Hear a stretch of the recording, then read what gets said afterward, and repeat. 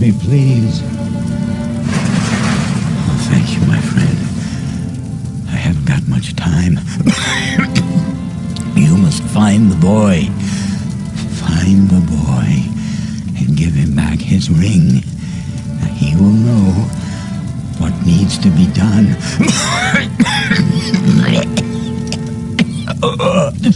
Now listen to me. We had to do it.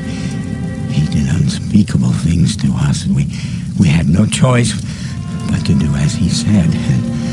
There were so few of us left, but the work is almost finished. And then the evil, you can't imagine. He's coming back to destroy everything and everyone. Now, please, just find the boy. Tell him that I escaped. I came back to warn. He will know what to do. You, my friend, it's all up to you.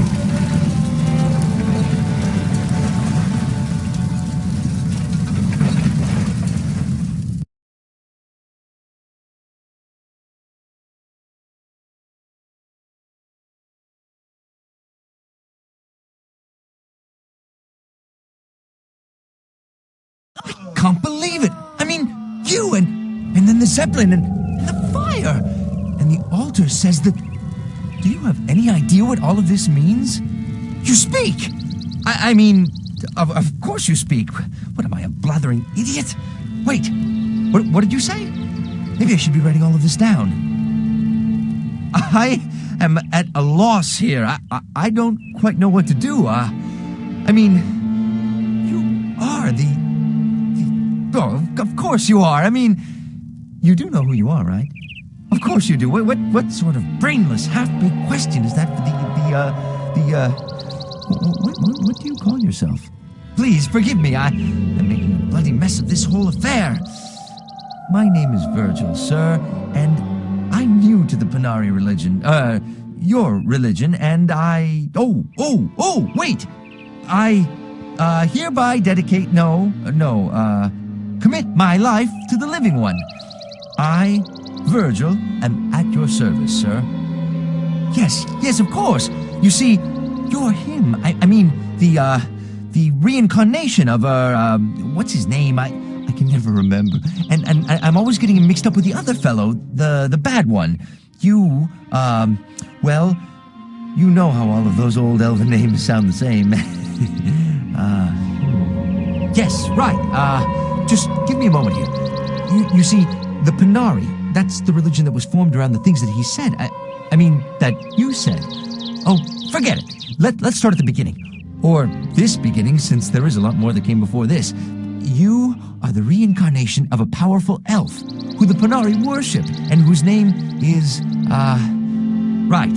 Yes, the name. Oh, wait. I remember something. It is written in the scriptures, the living one will live again on wings of fire. No, wait. I think it says, reborn on wings of fire. Oh, blood and ashes. Why do elves always have to be so damn cryptic? I don't know about the ring, but this business about the evil one returning. As I've said, I don't know a whole lot about the Panari prophecies, but I think you were supposed to return and fight someone evil. Bloody hell, I should know more of this. Look, I understand this whole thing sounds ridiculous, but let me just accompany you down the mountain to Shrouded Hills. I can introduce you to my mentor, Elder Joaquin. He can explain this all better than I can. I'm rather new to this whole Panari thing myself. The Panari are a religion based on the belief that you will return to destroy evil or something like that. No, wait. I think there's someone you're meant to fight. You know, that other fellow. The evil one. Oh, it's all so elven, wrapped up in fancy language and metaphors and all that. I told you I was new at this. Imagine the way I must feel. Here you are, the chosen one, living one, and I can't even remember who you're supposed to be. Please, just Follow me to Shrouded Hills and we'll talk to the Elder Joachim. He's very knowledgeable about the Panari and will know much better what to do. The path out of here leading down to Shrouded Hills is down to the southeast. We'll stop by the Panari Shrine on the way out. See if it makes any of this any more clear. We should look for any other survivors before we leave, though. What do you think?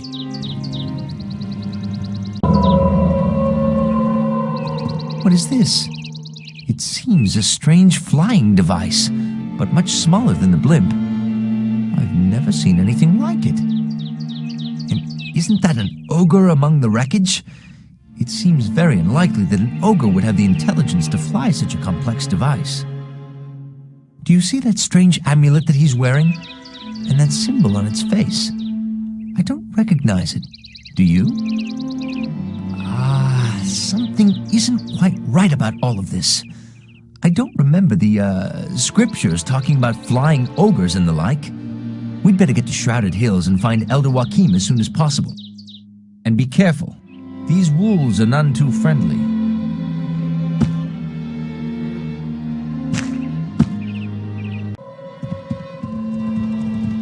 The altar should clear things up for us a bit.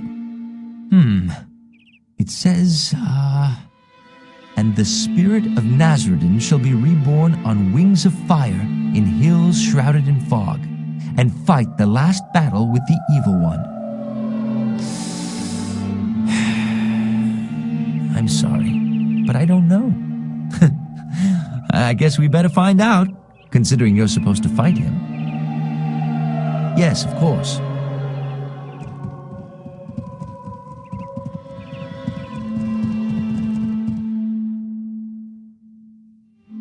I mean no disrespect, sir, but I don't trust this bastard one bit. Bloody convenient he just happened to show up here just now, don't you think? Oh, excuse my language, sir. I've dealt with buggers, individuals like this before. Perhaps you'll let me talk with him for a few minutes. Thank you, I'll take care of this. You there! What exactly are you doing up here? And what gives you the right to ask so many questions?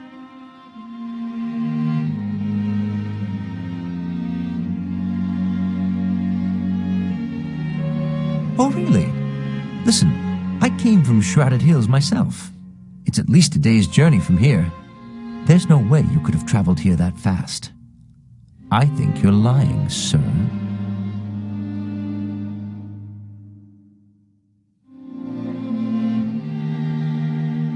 No, I don't think you understand. I'm asking the questions here, and I don't like your answers. I'm going to ask you one more time. Why are you here?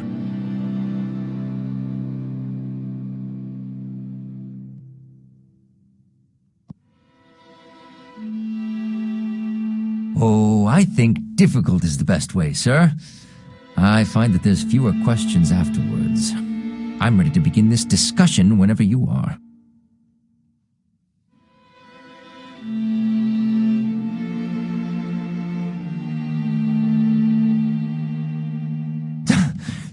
That was close. That man very well could have killed us both. Believe me, I've seen his kind before. It was all bluster. I'm no bloody warrior. But sometimes you have to be able to act the part. You learn such things it's just something I've learned. Fear is a powerful weapon. Something is very wrong here. I think we'd best get out of here as soon as possible. Sir, you might wish to consult your map. I believe there might be a quicker way to Shrouded Hills.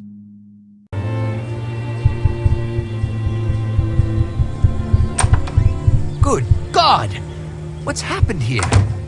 These men, I've never seen them before.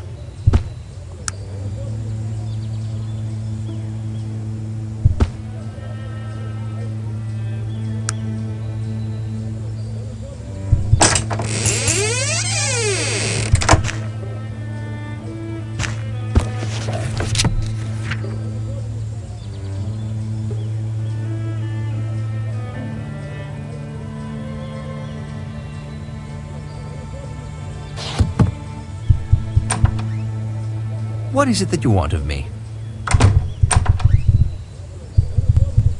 Sorry to interrupt, but it seems Joachim has discovered something.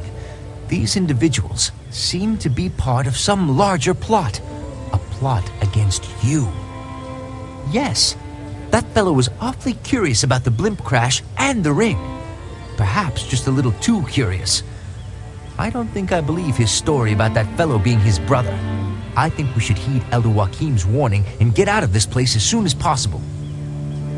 He is, well, someone who helped me out when I needed it. I met him in a small village at a Panari temple. I was, a bit down on my luck. He showed me that you don't always have to take what life gives you, but there's always a better path, and that it's always your choice to travel it. I'd rather not talk about it anymore, but Joachim is a great man, well-versed in the ways of the Panari, and also in the ways of the world. If he thinks we're in trouble, then we are. Let's get out of here and get to Tarant.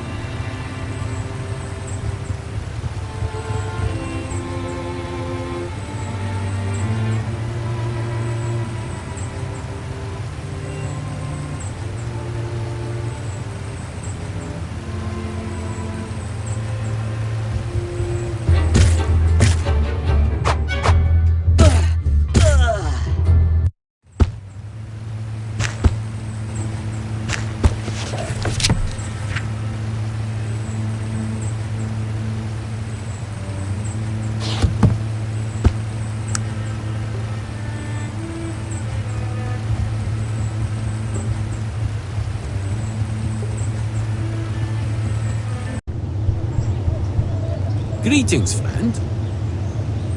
And who might you be to ask a dwarf his name? Bloody ignorant outlander, I'd say. As if a dwarf would give his name. Excuse me. You don't need to take such treatment from this dwarf. Bloody annoying little runt, if you ask me. I mean, look at him. Putting on airs like he's some sort of native dwarf. I'd be surprised if he's ever even been out of the city in his entire life. You can always smell a city dwarf a mile away. He's probably got a manicure. His beard looks a bit scraggly too. Probably out past his bedtime. I was saying that it was bloody rude of you to be asking me, a dwarf, for his name.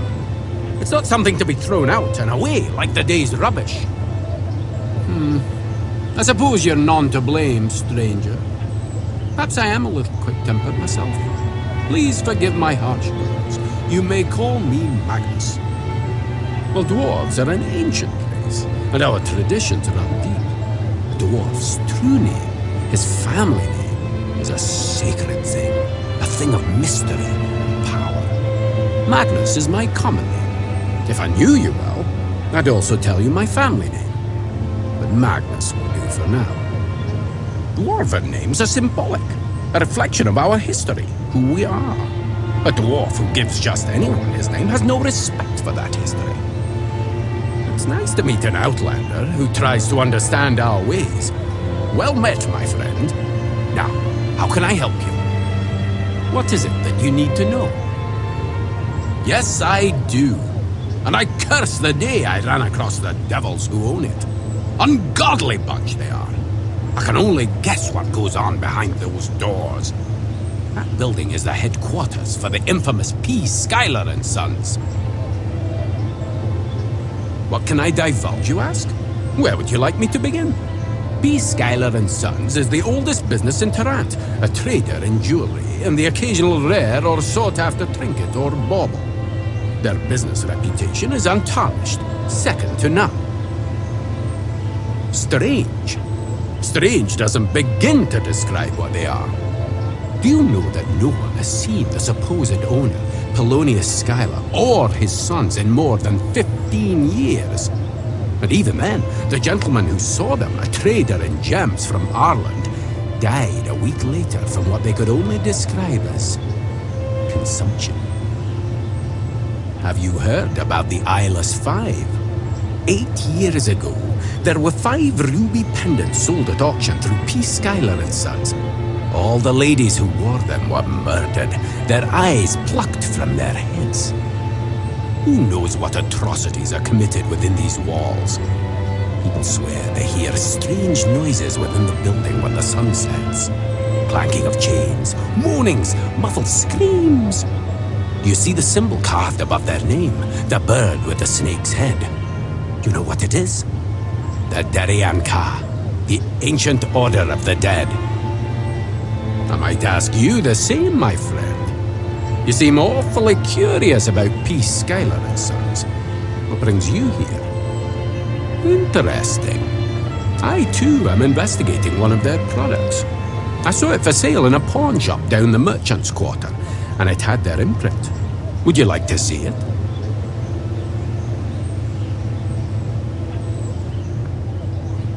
Don't you see? There, a cross. And there, a sunburst. All of these are old dwarven characters, symbols in a lost language. These are landmarks in my people's history, milestones for the dwarven age. Do you see these dwarven gauntlets I wear? They were given to me by my grandfather, who in turn received them from his. Do you see the symbol carved on them? It's the same as the symbol carved on the bracelet. These gauntlets are the only link I possess to my ancestors, my clan, lost to my family since before any of us can remember. That, my friends, is the point of this whole story. I've tried on multiple occasions to speak with the Schuylers concerning this bracelet and where they got it, but I've been stonewalled by their employees from the very beginning. They're hiding something. I know it. The sources behind their inventory, the reasons for their reclusiveness, who knows? But I do know that I am going to find out where they got this bracelet, regardless of what is necessary to do so. Perhaps. I do see some potential in you, my friend, and you seem trustworthy. Done. Let us proceed and throw some light on this mystery.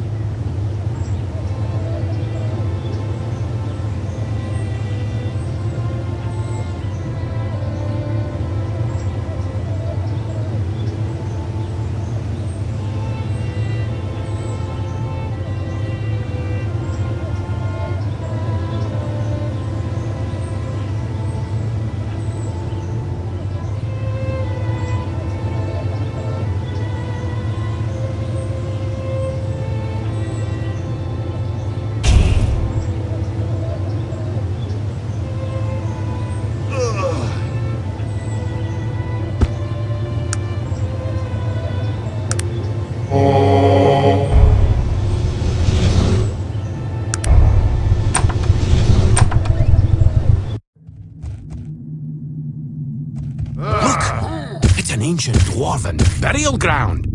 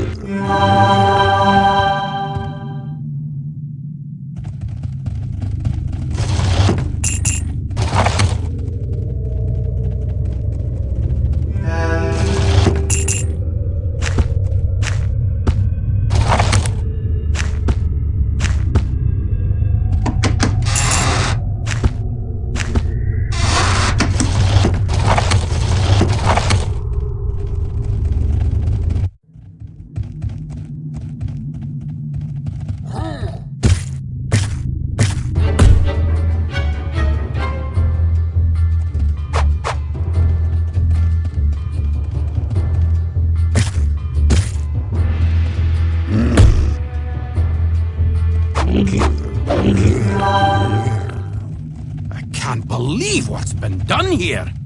It's a travesty.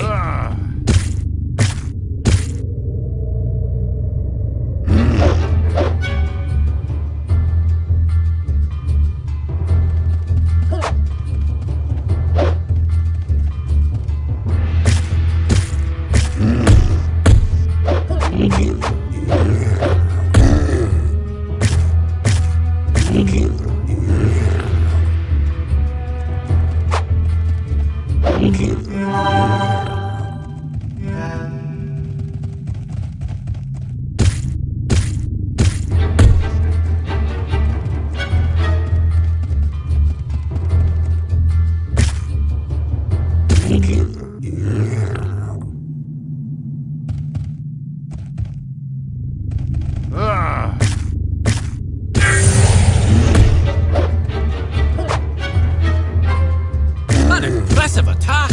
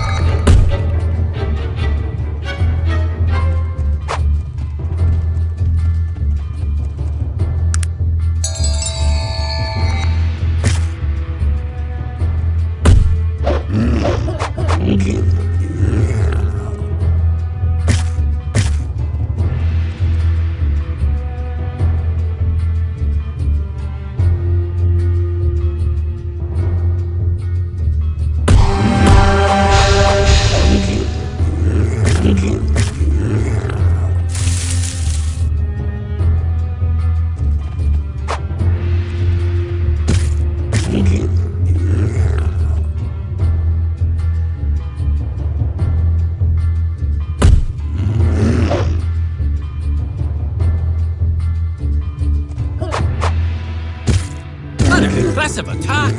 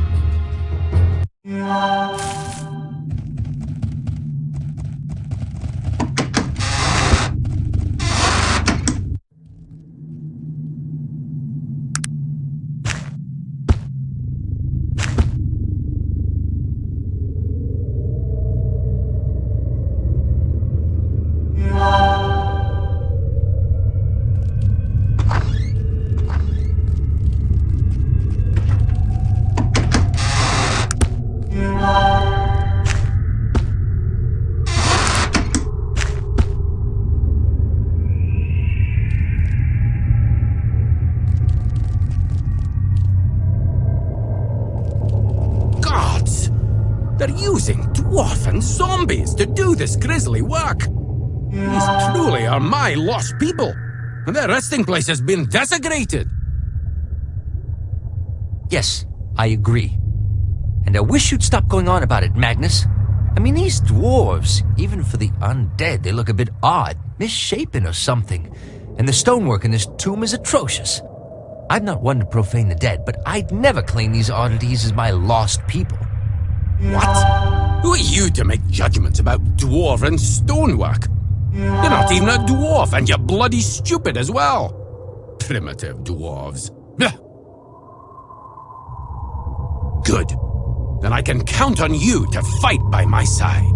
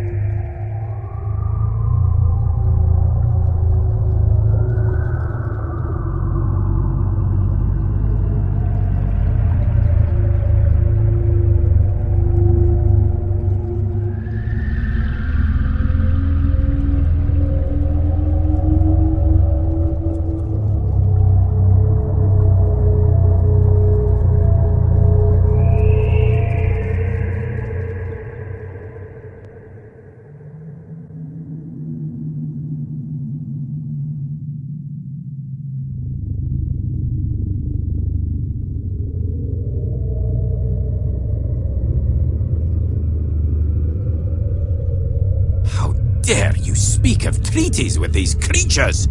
Will you ignore the crimes they have committed against my people? Does the friendship I've offered you mean anything? Fine. If I must, I will fight them, even alone. But I ask you one last time, please, join me against these monsters and help me to avenge my people.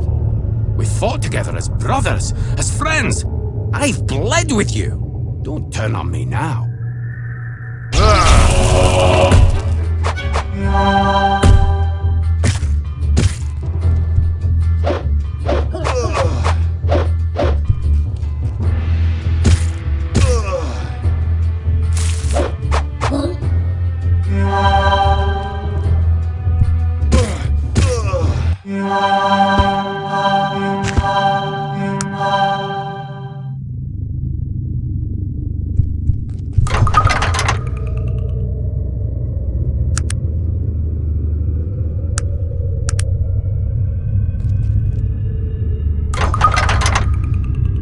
What is it that you want of me? Yes, of course. I don't... How can I help you? What would you... I'll wait here.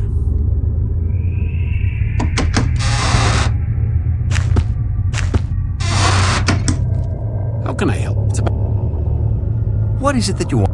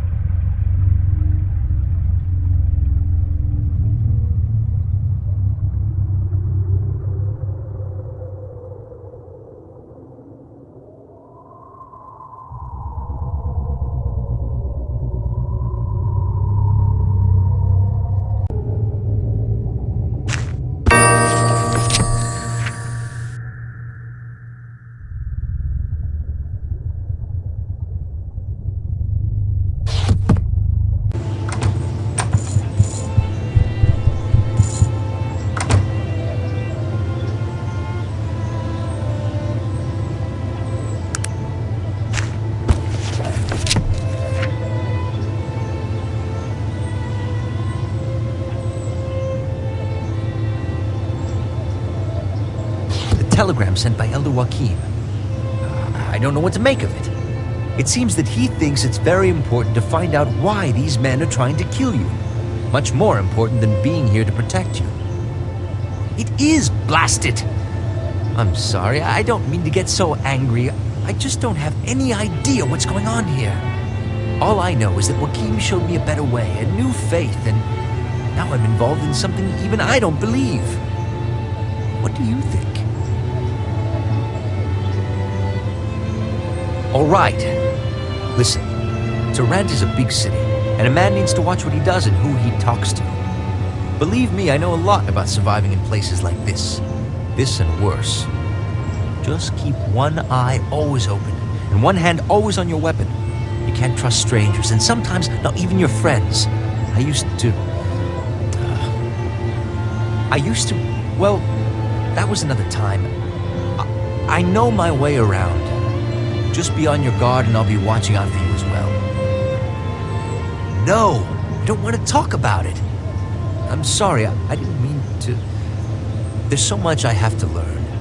Joachim says the free man is defined by what he does today. I look no more behind me. Yes, let's keep moving forward.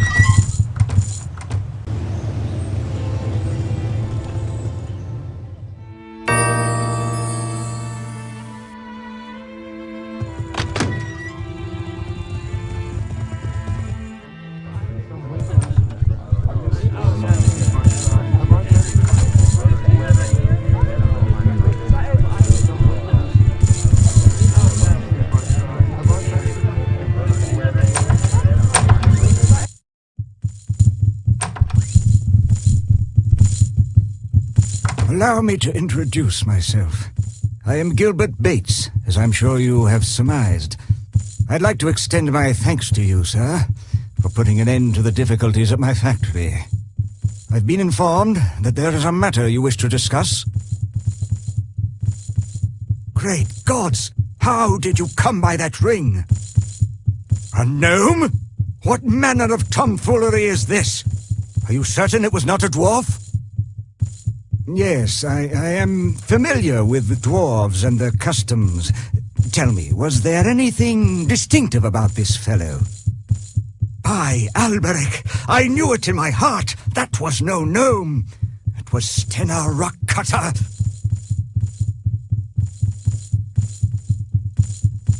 Stenar was an old friend of mine.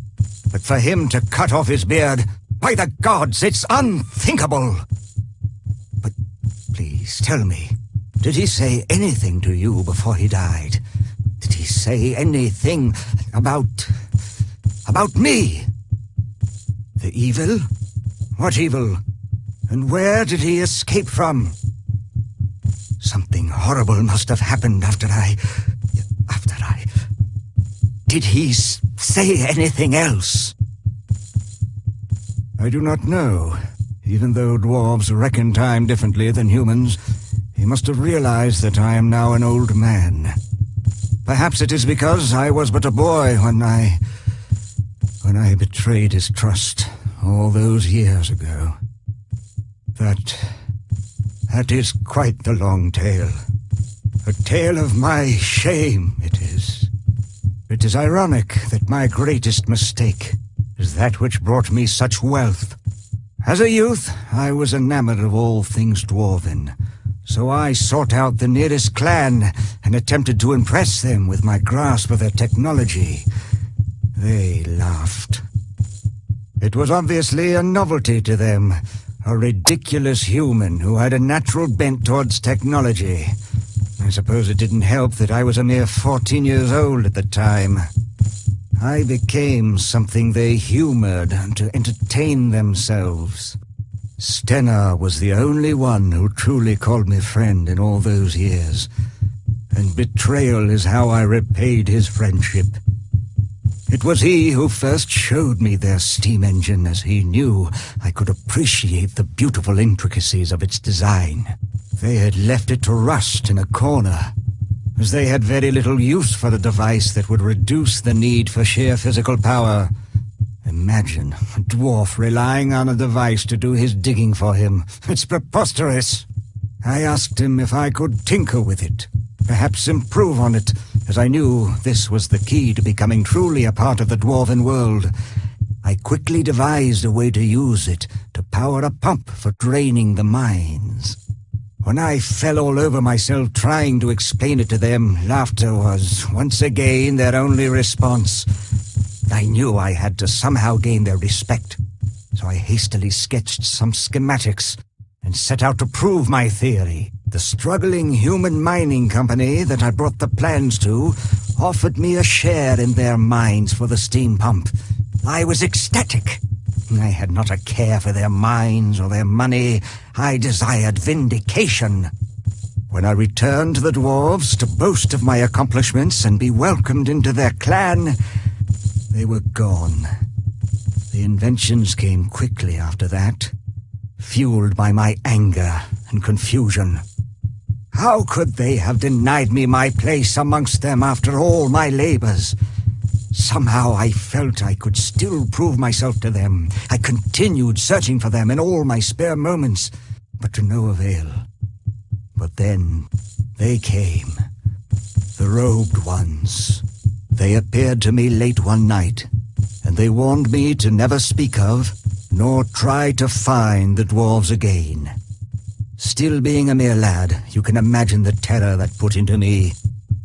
As my wealth and power grew, I shook off some of my youthful fear, and hired the first in a long chain of investigators to locate Stenar and his clan. None of them ever returned with any worthwhile information, and some never returned at all.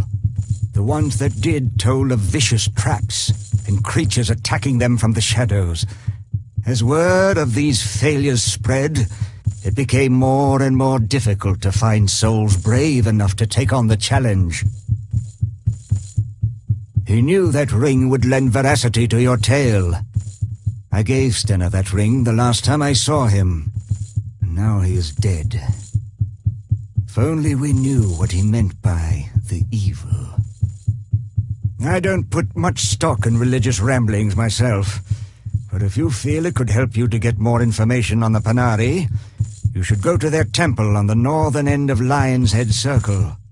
I'm more concerned with who killed Stenner and why, and what all this has to do with my relationship with the Black Mountain clan. There must be some clue left in the Black Mountain mines. I am certain of this. You seem to be a resourceful individual. Would you be interested in searching the mines for some clue as to their whereabouts? I would make it worth your while, I can assure you. Splendid! Here, let me mark your map with the location of the Black Mountain mines. I am certain there must be some clues to be found there. Please, return as soon as you have found anything. Of course. What do you wish to ask of me? I have never actually claimed that I did. It was just people's assumption. I have invented any number of devices based off its principles, but I did not invent the first one. Such is the enthusiasm, or perhaps the impetuousness of youth, that I did not stop to consider the consequences of my actions. All I could see was a way to gain the respect of the dwarves. It was all that mattered.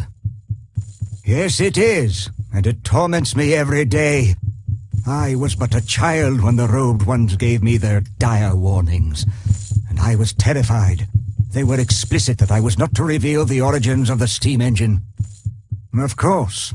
What do you wish to ask of me? You don't understand. I was orphaned at a young age. The dwarves represented everything I wanted my family to be. A tight-knit clan, and the respect I had for their brilliance with technology. I made the mistake common to youth. I thought intelligence equaled compassion. I needed to belong, to find that I had some worth. My mother died, bringing me into this world. I believe my father died then as well, even though he continued to exist in the world for some 8 more years. When he could stand living no longer, he took his own life. He left me decently provided for, and with his grasp on reality becoming more tenuous each day, I believe he felt I would be safer in the care of others. The last thing he did in this life was to give me that ring. That is how much his friendship meant to me. I was devastated when he disappeared with the rest of the clan. I believe I felt more deserted and alone then than I did when my father killed himself. Of course. What do you wish to ask of me? There's not much, really, as Chukka is given to overzealousness in his protection of my person. He rendered the interloper lifeless before I could question him. All he had on his person was an amulet bearing the symbol of the Molokian hand, the eye in the hexagram. They were a religious order of assassins some 500 years ago. Rumors of their continued existence surface periodically, but are usually proven to be hoaxes. I figure this for a new group trying to adopt some of the prestige of the name. Let us hope for both our sakes that they are mere pretenders to the name, then. I would be loath to have the authentic Molokians out for my blood. I do not know, but I am beginning to believe they are behind Stenner's death. This all seems to be pointing to my involvement with the Black Mountain clan, doesn't it? That is why I feel it is imperative to find out their fate. Our lives seem to be dependent on it, in fact. Of course. Well, as you know, I am the foremost manufacturer of steam engines in Arcanum, virtually without competition. I am working on a prototype for a smaller, more efficient engine right now, as a matter of fact. I also have various interests in other technological endeavors. Why do you ask? You're not a labor sympathizer, are you? A unionizer, perhaps? I can assure you, my workers are happy to have the jobs I give them. I treat all orcs, true blood, and half-breed alike better than any other factory owner. Of that I can assure you. Yes, I can understand that, with all the talk of labor difficulties and protests in all the journals. But in answer to your original question, I believe that I am fortunate to have been spared a lot of the problems others have been experiencing with their workers. I do believe it is because I treat my workers better than most. Why, their working conditions are almost human.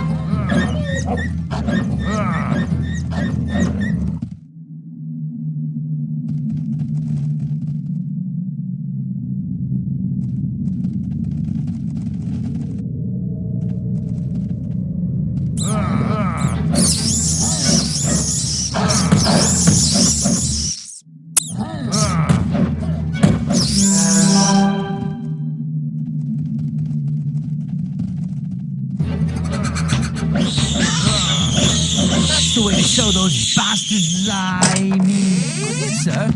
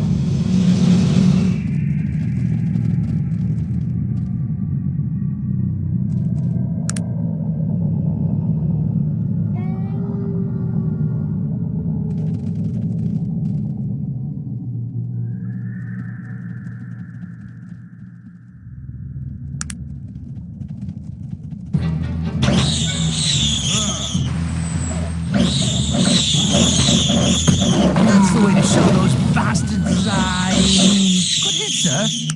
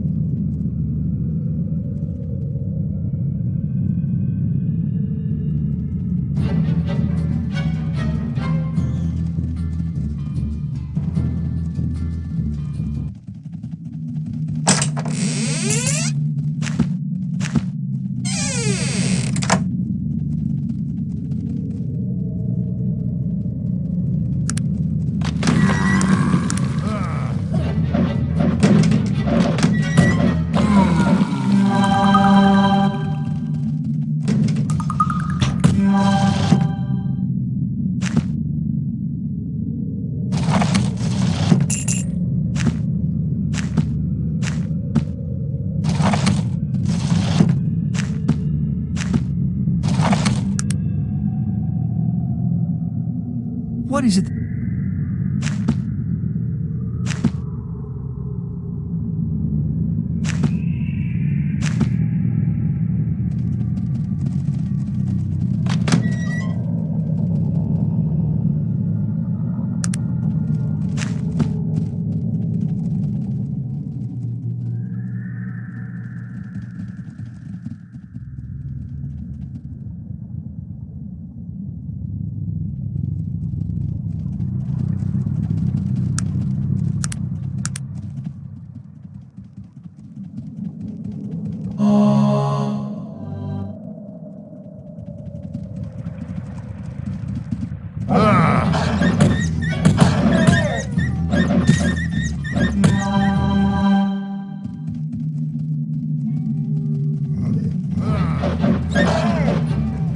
That's the way to show those bastards I mean, good hit, sir.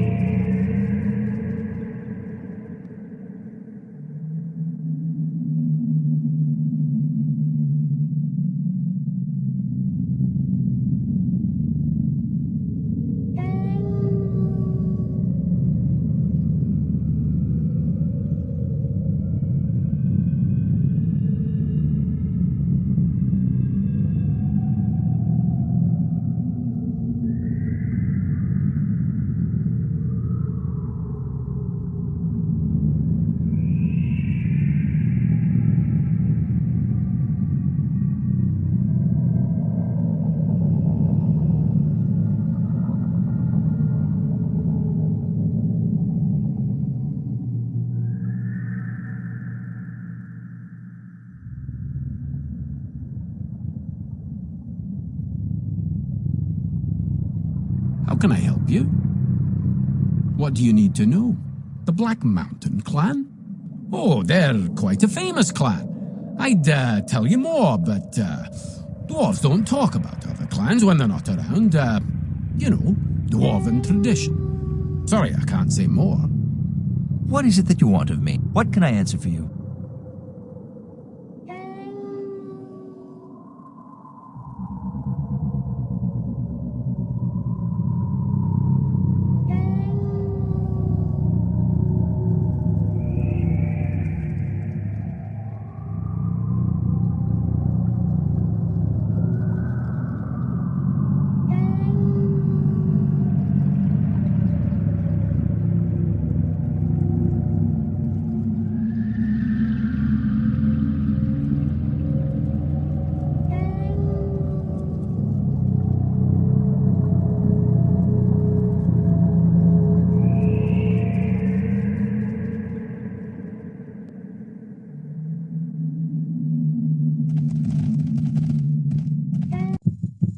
You have returned.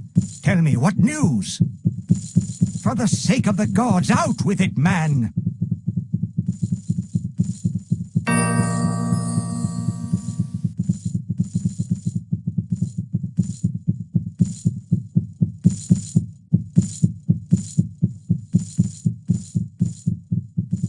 If you would. I know I've already asked much of you, but an old man needs to put his mind at ease. The Isle of Despair is a penal colony, extremely dangerous. The criminals are unceremoniously left on her shores to fend for themselves against the elements and the other inmates. I would be indebted to you, of course. Go to the docks at Ashbury. You can find it on your map. Ask around for Edward Teach, a crusty old salt.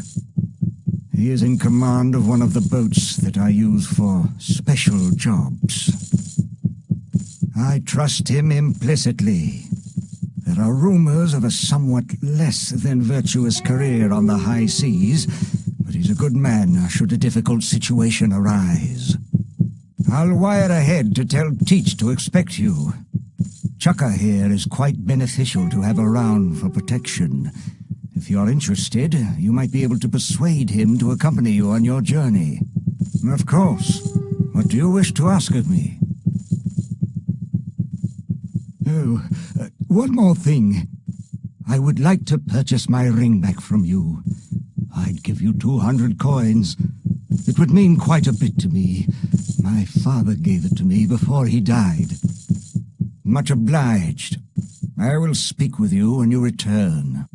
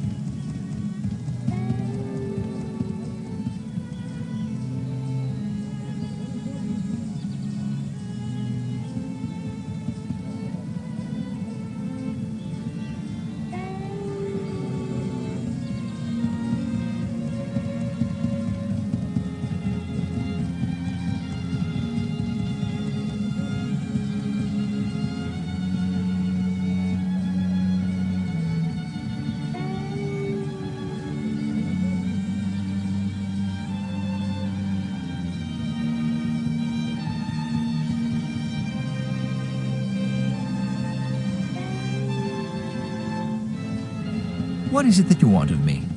Yes, of course. I don't like...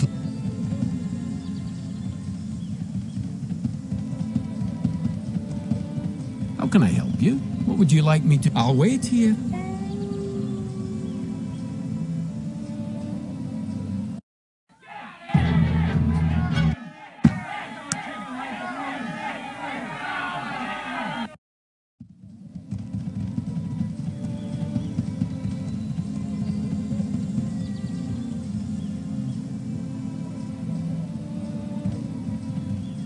How can I help? It's about...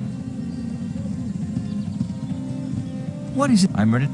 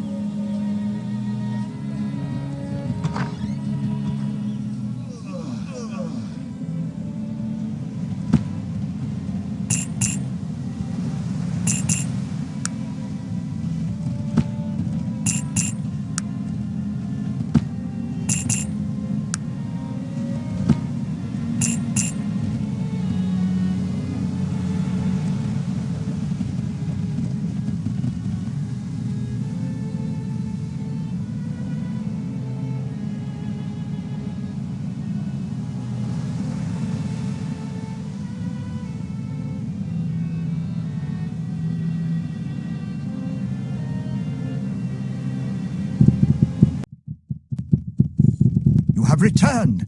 Tell me, what news? What manner of fiendish plot is afoot here? Are you certain of this? Gods, this is disastrous. What are we to do now? Yes, that is our logical next step. Tell me, is there anything I can do to help you? Ah, the vagaries of the elderly mind. Pardon my forgetfulness. Here is your gold.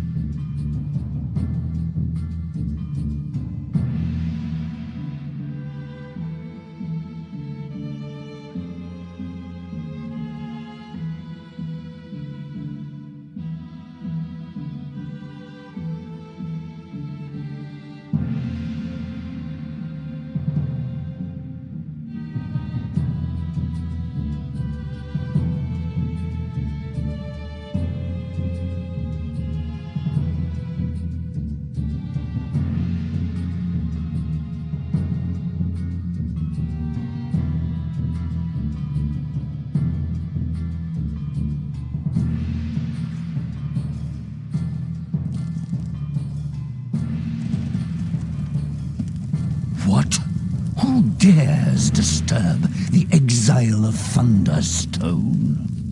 Quiet. This insolence is unforgivable. The violation of my ancient right for solitude in exile is not broken so easily. Your life hangs in the balance, stranger. Speak quickly, lest you taste of the fury of Harrow. My son, Randver, he would dare permit such an affront.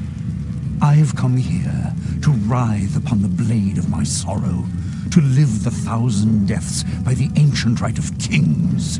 These laws are passed down through the mountain from the beginning of remembered time. Your life is forfeit to them, as is my own. Do you understand? What? How do you know? Speak quickly. Your life still hangs in the balance. I've no words, no words. My crime, it seems, is even more heinous than I thought.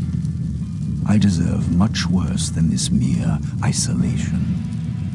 In all the time since the judgment was passed, I have never spoken of it.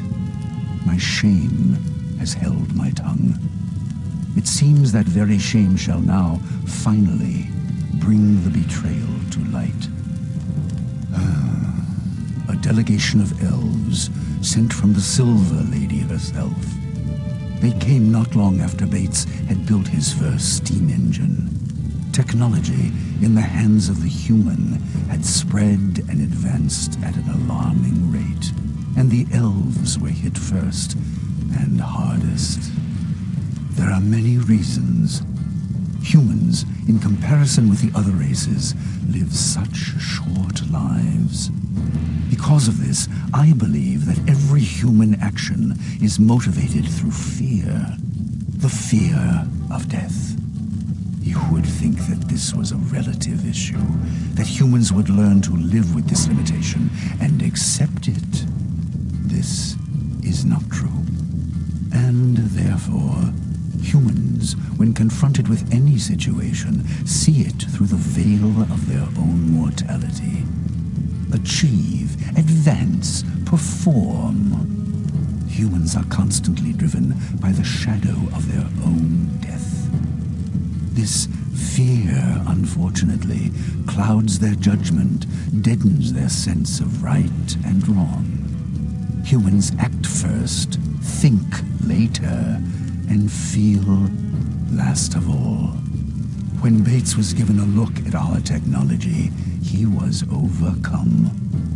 As a human, his first thought was, what can I use this for? When it should have been, what is the cost of its use?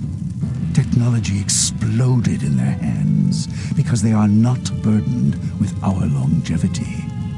Humans rarely live long enough to see the consequences of their mistakes.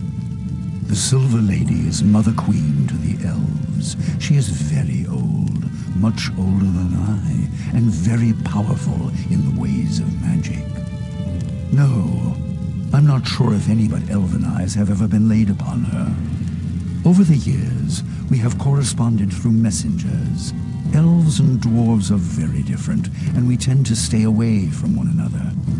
But our relationship, as culturally strained as it may be, has always been civil. We don't necessarily understand one another, but we've always respected the differences. In Kintara, the oldest city of the elves, somewhere within the Glimmering Forest, Their forests were being cleared with the help of technology. Massive steam-powered clear-cutters. The oldest groves, towering and untouched for thousands of years, were being destroyed without prejudice. I saw much of this with my own eyes. The ancient forest of Morbahan is little more than a graveyard now. I'm unsure, but I don't believe so. But the delegation said that the crimes were against all elves. You see, elves feel a very strong connection to the world, to nature, and especially to forests. It's said that elven souls reside in the oldest trees. I don't know if this is true, but I do know there to be a strong connection between living things and magic. I've said before that there is a strong connection between living things and magic, and the magic flows the most strongly in the veins of elves. Dwarves are very different. We feel a strong connection to the earth, but in another way. We love those things which are eternal, unchangeable. Earth, stone, metal. In those things are strength, but not life as you know it. They said that if the Black Mountain clan was not punished, there would be war. War. I told them that a punishment was already being decided upon, and that we, as dwarves, would deal with them. They refused. They claimed rights as the afflicted, and therefore as the judges. They agreed that exile was a suitable punishment, but they wanted to be the vessel of that retribution. No. I know that there was a time of violence many years ago among the elves. But from what I know of them, they are a very rational, peace-loving people. They know that ultimately, war benefits no one. I was very surprised when they came and threatened it. Yes, the more we talk about it, I begin to get the same feeling. Yes, the elves would have been angry, but would they really have threatened war? Morbahan was a tragedy, but directly affected none of the elven communities. Perhaps my fear blinded me to such things before. And now this mystery. Where are the dwarves of the Black Mountain clan? I am very old, stranger. You may know nothing of me, but believe me when I tell you that I've seen enough dwarven blood spilled to fill 1,000 lifetimes. Have you any idea what it would mean for there to be a war between the elves and the dwarves? Arcanum itself would not survive the conflict. And I was so very tired of filling tombs with the bodies of my people. But nothing. I chose to spare the dwarves, the world, the price of such a war. What was one clan's honor in comparison with the sheer cataclysm that would result otherwise? You ask what right they had? None. They merely forced a choice, and I chose the path of least resistance, the least pain. That was my betrayal, stranger. But that is the point. I am king of the dwarves. It is my responsibility to lead them, to protect them. But most importantly, it is my responsibility to defend their honor, their dwarven honor. By allowing my own fear or concern, regardless of how justified that fear might be, to overshadow their honor was an unforgivable transgression. Even as king, the choice is never mine as to whether even one dwarf is stripped of his honor. I should have brought this to the people, or just flatly refused from the beginning. I was a coward, a failure, and this exile is my punishment. Given the choice now, I would have waged war against all of Arcanum to uphold the honor of that foolish little clan. I don't know, stranger. I think that it is too late for me. No, my friend. It is no longer my burden. I've taken up another. I've failed the dwarves once. I shall never do so again.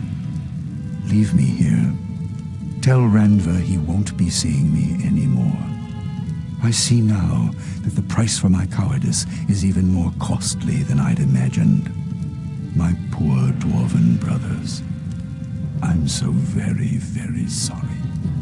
Take this, a letter sent to me from the elven delegation. Within it is a name, Min Gorad. It's all I have, and all I'm willing to give. Perhaps you should seek out Kintara, city of the elves. I know not where it is, but the village of Stillwater is near the edge of the glimmering forest, in which, it is said, Kintara lies. Maybe someone there will know where to find it.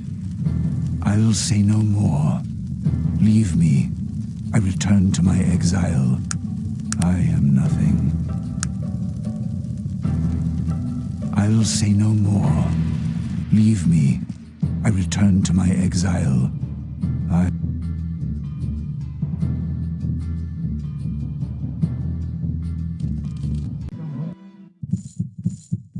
You have returned. Tell me, what news? What did he tell you? They allowed elves to banish dwarves?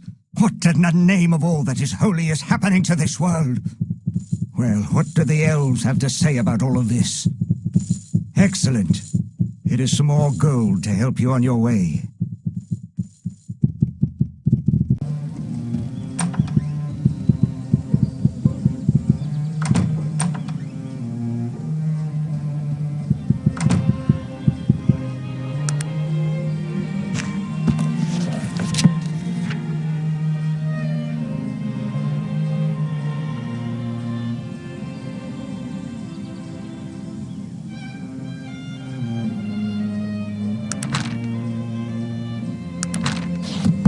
What is it that you want of me? What can I answer for you? Fantastic! This is Stillwater.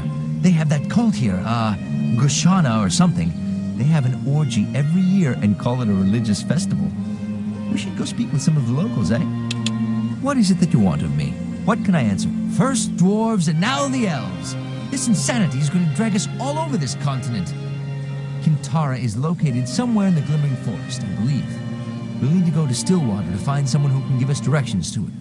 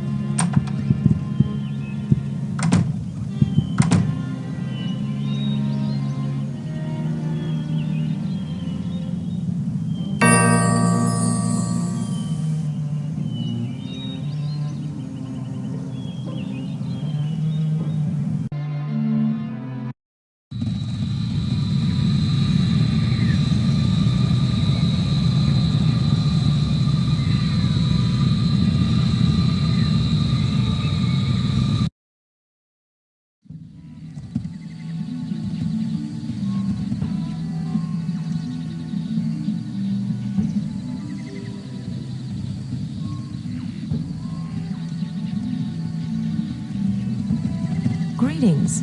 It's a great pleasure to make your acquaintance. No, you're correct. We've never met. My name is very old and very long. Perhaps it would be best if you simply called me Raven. Of course. Certainly. How can I help you? The Silver Lady? Oh, you mean my mother. That's quite a request, and one not so easily granted. And believe me when I tell you that no one sees my mother until I see it is necessary. She may be our queen, but I oversee the daily matters here in Kintara. You'll have your chance. Forgive me if I seem a little abrupt, but I've many things on my mind today, and there's much to be done. Once I've taken care of some of the more pressing matters, I'll talk with you about your needs. Your offer is greatly appreciated, my friend. We'd appreciate any help you might be willing to give. There is a group of humans camped about a day's journey from here. We know not what they want, but where humans go, trouble usually follows. The place they are camped at is called Falcon's Egg, and it is considered a holy place for the elves of Kintara. We would like you to find out why the humans are there and remove them. Of course. What would you like to know? It doesn't matter to me how you remove them, but you must understand this. Under no circumstances are you to shed blood on that ground. The spirits there exact their price, and you do not want to pay it. Do you understand? Do not raise your hand against another. Of course. What would you like to know? It's not far from here. I'll mark your map with the location. Of course. What would you like to know? Falcon's Egg, as I told you, is elven holy ground. Many years ago there was an elven queen, and her name was Falcon. She was out hunting one day and with her bow shot a stag. When she had caught up with it, it was lying next to a pool of water, slowly bleeding from a wound in its side. The stag spoke to her, and within it were the spirits of the elves who had become the soul of the stag, and with her arrow she had pierced both it and them. And they were both sad and afraid, as the stag's life was their own, and when it died, so would they. She could do nothing. She sat with the stag's head in her arms, sang its stories, and washed its wound with her tears. And the ache in her heart grew as the old elven voices faded, grew so much that when they finally passed, she passed with them. Of course. What would you like to know? Splendid. Are you sure you understand what needs to be done? There are a few things that are very important that you know. Good. I thank you for your help, and good luck to you. I'll await your return.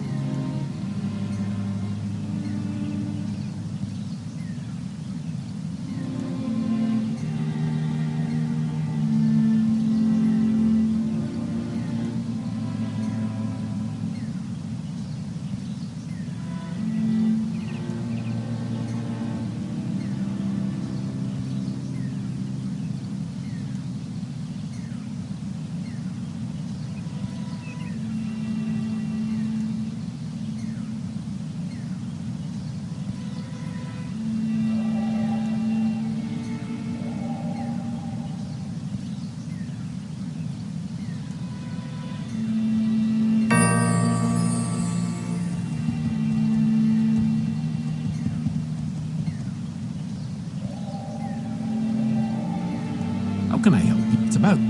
What is it that you want? I'm ready to...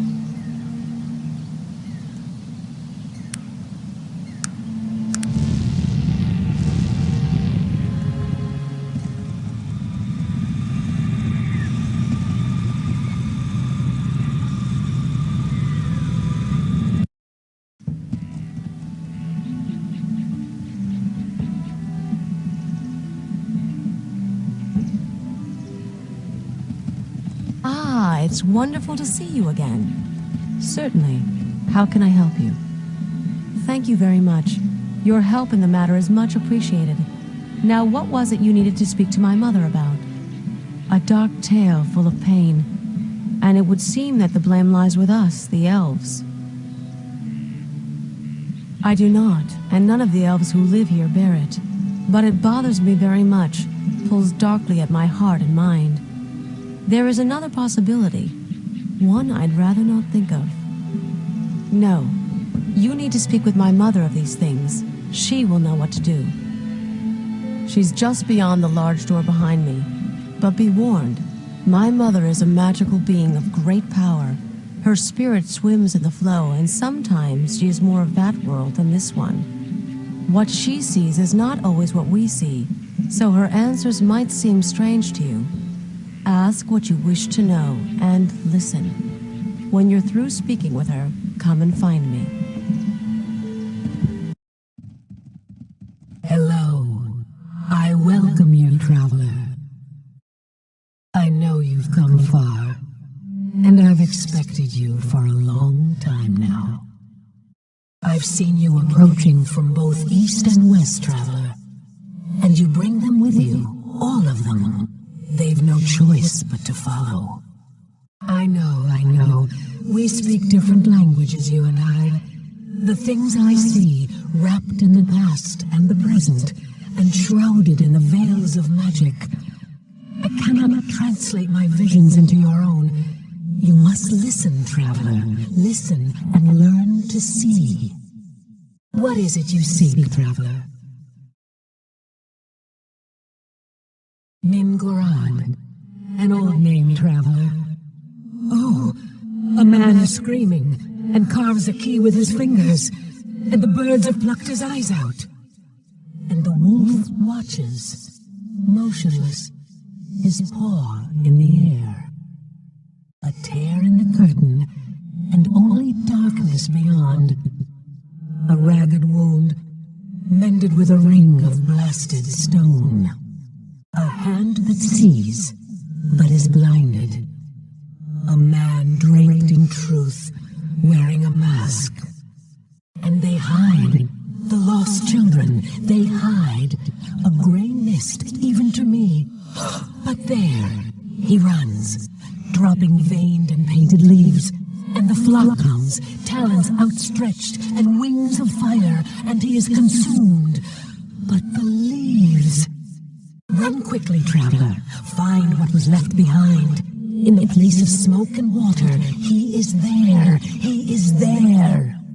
I see no more. The stream is again calm. Yes, I can see them. But the ravens are circling, and the storm rages but subsides. And yet there is lightning, and then shadow, and then the storm howls again, tearing... I can't even look at it. Wait. Oh, look.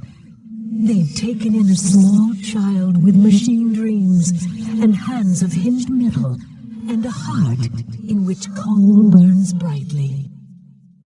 I don't know of what you speak, traveler. Please, listen. Try to hear with my ears.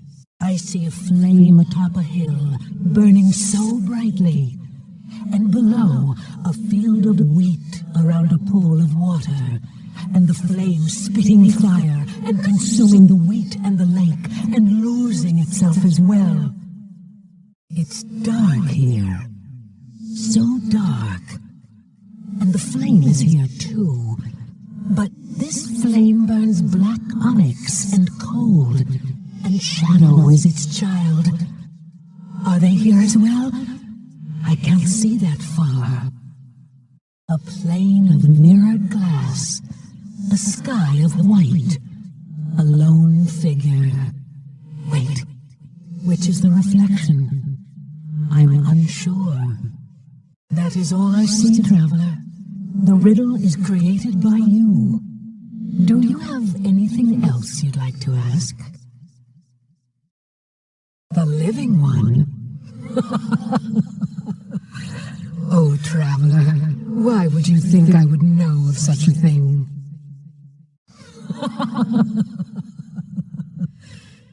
It's an interesting thing about prophecies, Traveler.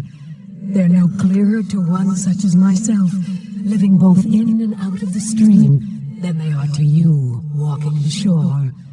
The flow swirls around them until they are ready. And in the end, really, is it going to matter who someone pointed a finger at? These people can only see what follows in your wake, Traveler. Pass your hand through the flame and it flickers. If you've tired of the mantle, then shed it. Disappear. Otherwise, don't be surprised at what people do. I know that, Traveler. But I also know that clarity is often the child of time. Your answers lie both in front and behind. Make sure not to overlook one for the other.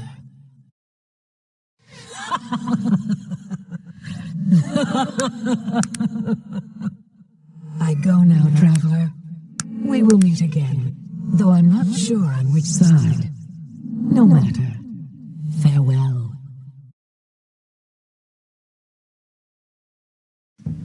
Ah, it's wonderful to see you again. Certainly. How can I help you? And what did you ask her about? Mingarad.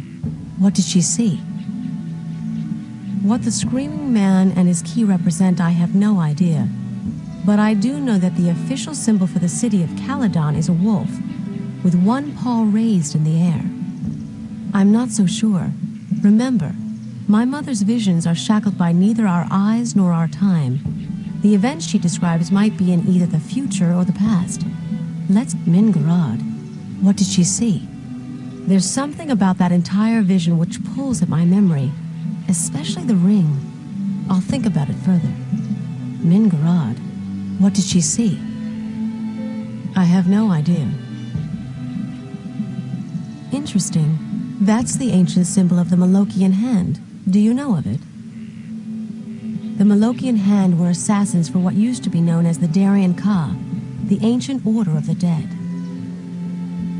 The Darien Ka were a shadowy group who formed during the Age of Legends. Their membership and their agenda were always very secret. I know little about them beyond the most cursory knowledge, but there have always been rumors about who they were and what they were doing. As I said, the Malokian hand were their assassins. From what I remember of what was written about them, the hand was ejected from the Order of the Dead on grounds of doctrinal differences. There was a small struggle, and then the hand disappeared. There are always rumors of its reemergence, but from what I know, that's all they are. Rumors. I agree, but I don't know why they would be involved in this business. Very interesting. I don't really know, although it would seem that perhaps they are being misled. Blindness in my mother's visions is sometimes associated with deception.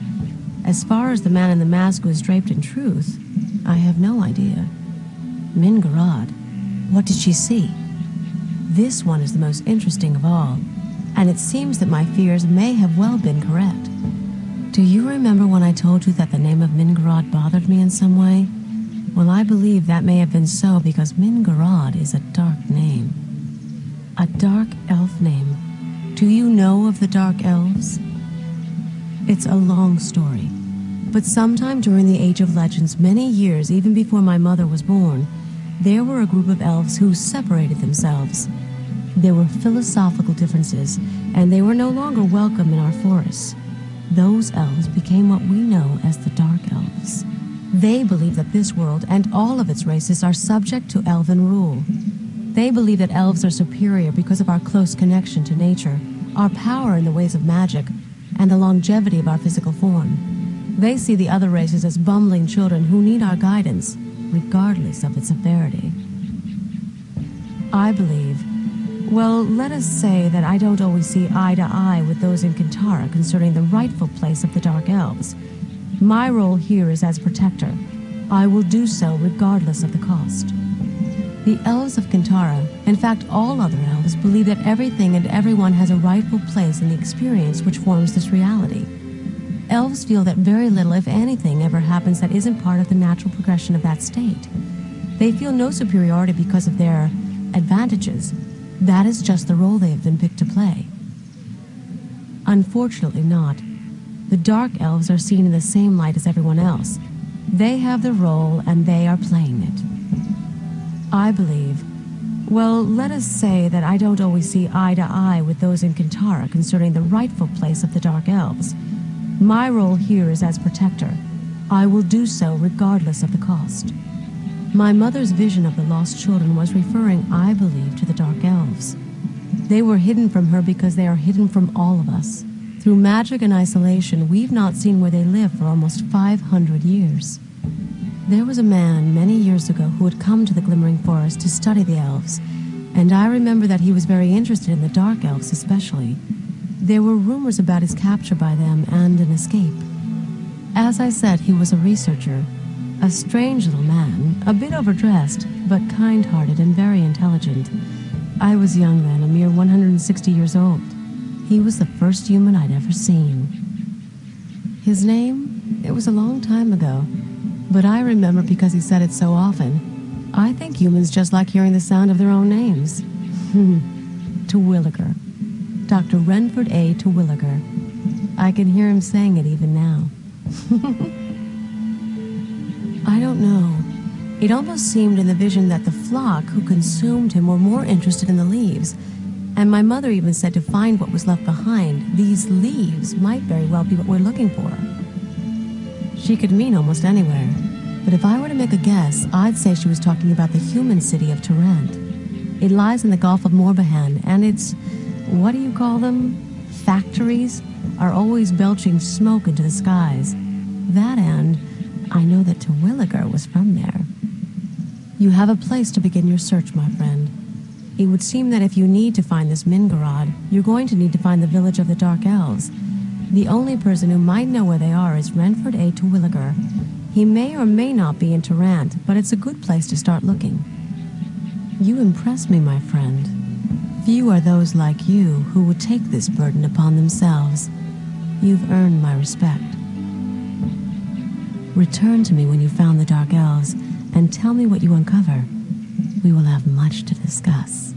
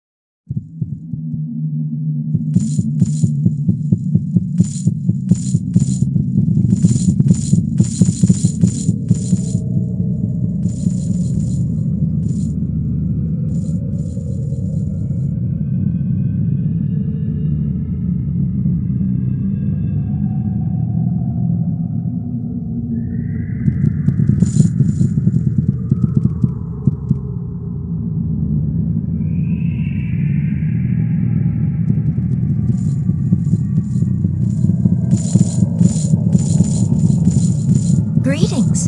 It's a pleasure to meet you. I am Zan Alurin, warrior priestess of the Dark Elves. And who are you, stranger? You've never before seen the trees of Senang. Of that, I am certain.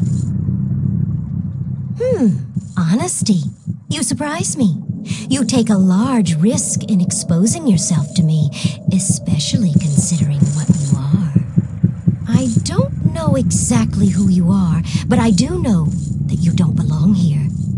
Sometimes, I see things that others cannot. I know that your road has been long, and that you're in grave danger by being here. I suppose you could say that meeting me has increased that danger.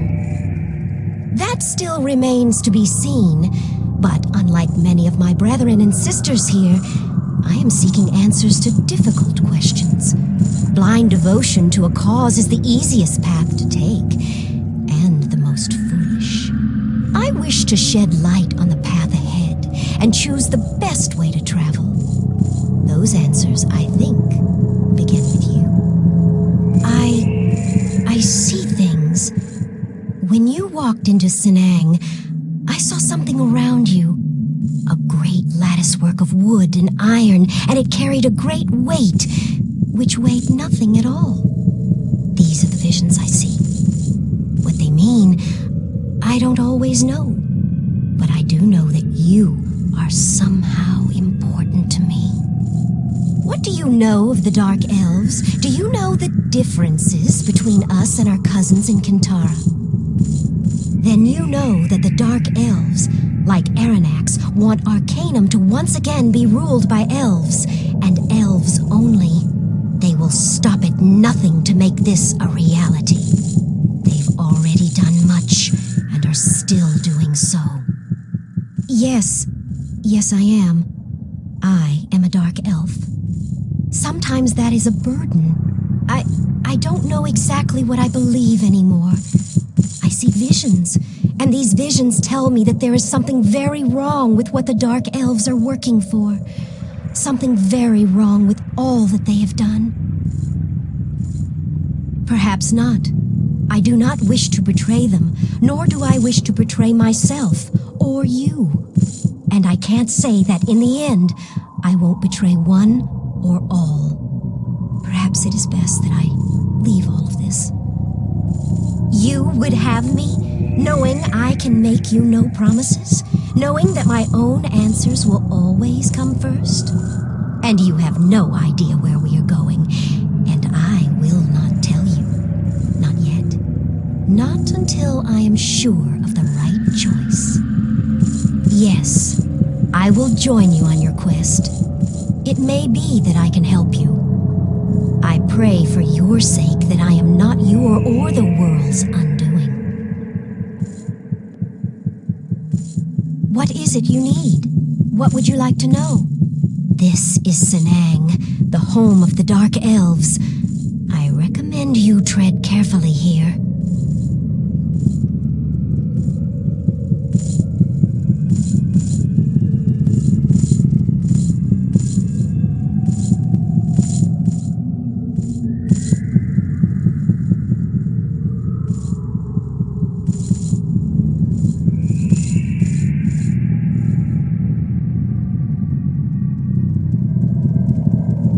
When my guards informed me a foot soldier of the Malokian Hand was here to see me, I couldn't guess what you could possibly have to speak with me about.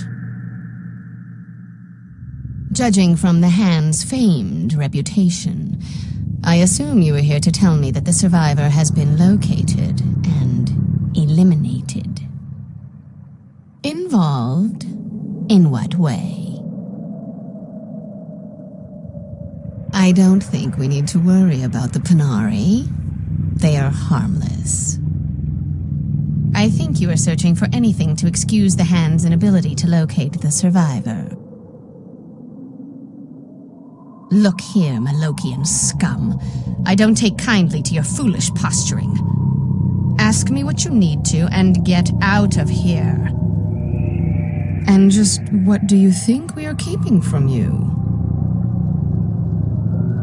What could a possible link have to do with finding and eliminating this survivor?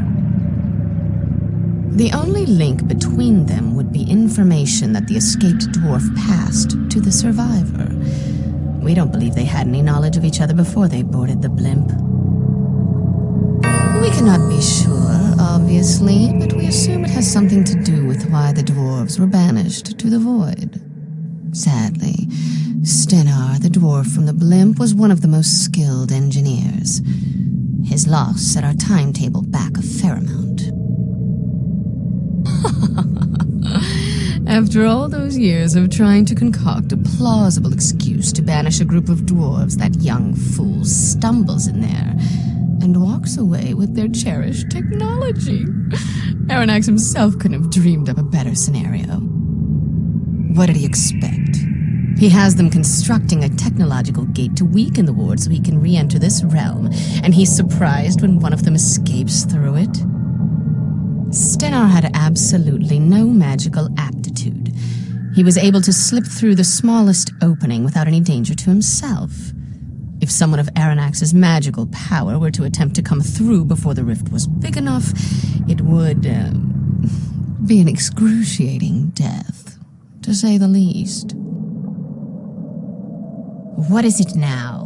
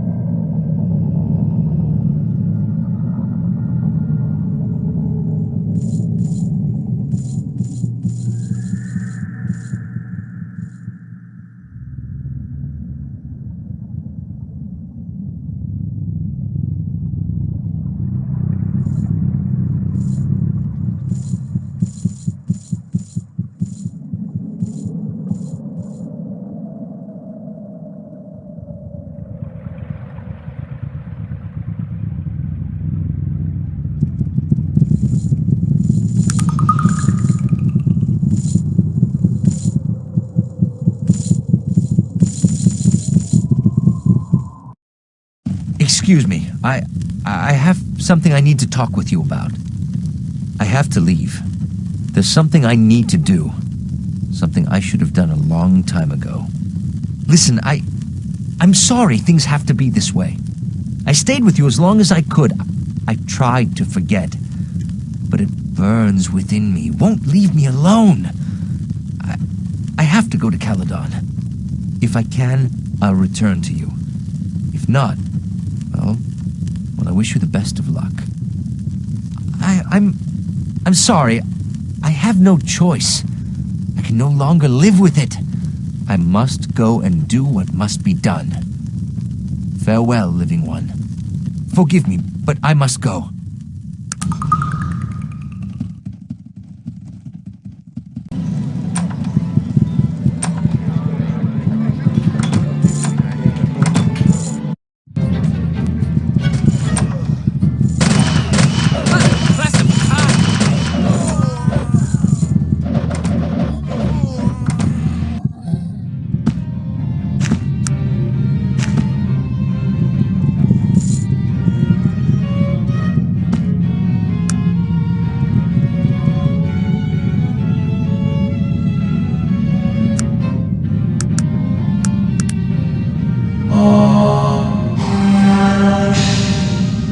Greetings, my friend.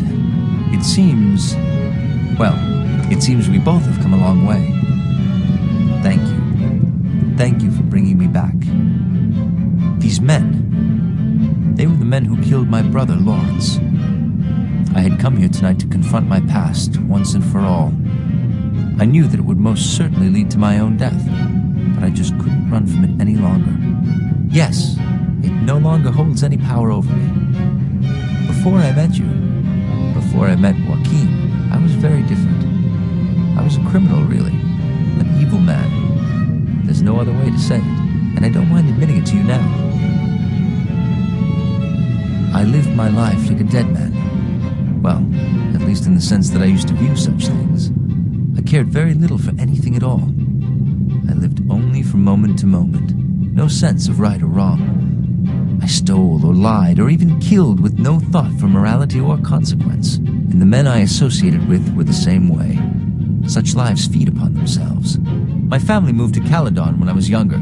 Lawrence and I were close in our early years, but the life I chose to lead as I grew older was repulsive to him. We finally had a falling out. At the time, I didn't care. The dead have no family and remember not their pasts. This place is a place for the walking dead, a place where men gather to feed their darker sides. I knew it well, too well. I spent a lot of time here, time and money. I also gambled with men who make a living doing so, and one night, I lost more money than I had. I was threatened physically when I couldn't pay. What is pain to dead men? I laughed and bled and spat on them. It was only then that they threatened to kill my brother if I didn't pay. Of course, I thought it was only a threat, and really, in the end, I didn't feel anything about the matter. I'd left all that behind me, or at least that's what I thought. I can't tell you the pain which tore open my very soul when I found Lawrence, bleeding and broken, the life gone out of him. Cursed myself and the gods and everything else I had forsaken, and I ran. I ran so far and so fast that I don't remember anything until I woke up on the doorstep of the Pinari Temple, where Joaquin took me in. Yes, and doesn't that seem like so very long ago, Virgil? I am Elder Joaquin. Yes, it is I. I must apologize. I have been so busy trying to find out who is trying to kill you and why, that I neglected to consider the fact that you might need my help in other matters. But you are alive, and so I rejoice. I'd heard that Virgil was back in Caledon, alone. I feared the worst, as I knew a little more about his past than you did. I've been searching for him for the past week, and only now did I find him. You've changed much, young Virgil. Yes, Joaquin, and I have seen much, but I still remember the lessons you taught me. They have brought me through all of this, even through death itself. I knew from the moment I saw you that you were special somehow, that you were meant for more than the life you left behind. And I see that I was right. The Living One could not have chosen a better companion. You will be a powerful ally in the battle to come. Well, since I left Stillwater, I've been trying to find out if the prophecies say any more about what it is you're supposed to be doing. Unless I've missed something, Aronnax hasn't yet returned. What have you found out? Ah, that is quite a tale. You've done very well, and I think your journey is approaching the end. No, I think that you're in capable hands. I am no longer needed here, but I'm sure I can find something to keep me busy. Good luck. May the spirit of Nasruddin be with you and guide your path. Farewell. I was just saying that I came here tonight to face my past, and to avenge my brother whom I betrayed. These men were the men who killed him.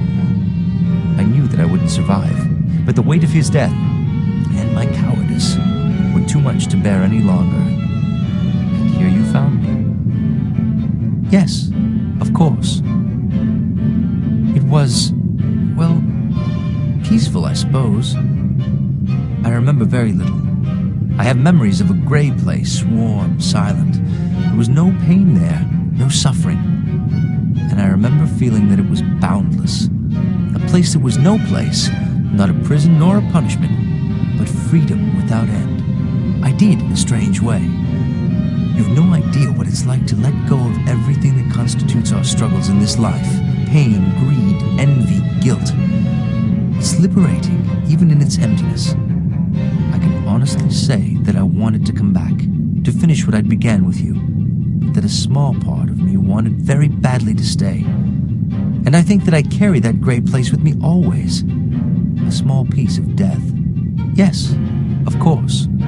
Yes, I saw Lawrence, you see. I saw him on the other side. We didn't really speak, but I felt that he was at peace, that he held no ill will towards me. That lessened my guilt, allowed me to see that those choices I'd made were made by someone else, another man, and that I had left that man behind. Yes, of course. I know you would have, but this was a journey that I had to make myself. This all sounds so bloody serious, doesn't it? This wise and introspective gibberish doesn't fit me very well. I'll do my best to put a cap on it. But it has changed me for the better. And I thank you once again. Yes, of course. Yes, of course I will journey with you. As your protector and as your friend. As if I've got a bloody choice. Aren't we all just pawns of prophecy? And something else. I'm not sure, but I think that something has happened to me as a result of all this. I may be better equipped to face Aranax when the time comes. Yes, let us continue on.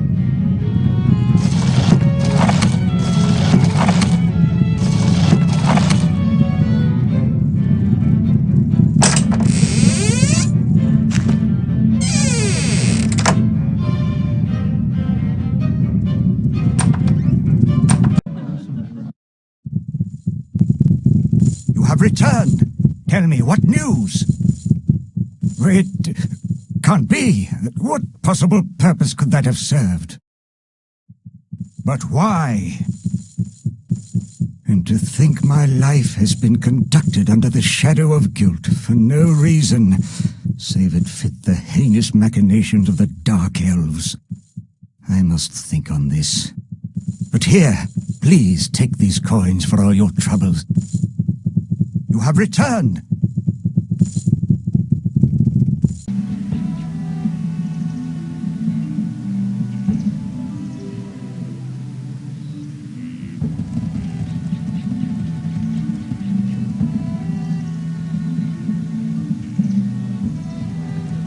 Ah, it's wonderful to see you again. Certainly.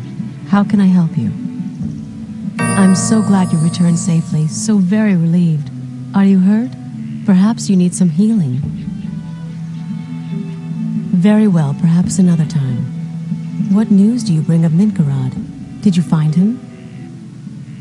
Did you find the village of the Dark Elves? Tell me what happened. That's quite an adventure, but it seems you found what you were looking for. And this Midgard, did you find him? Did he tell you what happened to the Black Mountain clan? She?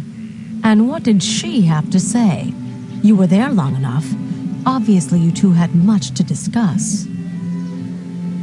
And that is perhaps the best compliment I've ever received. Thank you. Tell me of this Midgard. What did she say? So, the Black Mountain clan was banished in order to help Aranax weaken the wards. He's really coming back. We elves are a magical race and wise to the ways of rune and prophecy. But I never really thought... Regardless, we must act. You must speak to my mother. She may be able to see what is to be done. Hello again, traveler. Yes, I knew you'd return to me. And it seems that you still walk the shore. This gladdens me.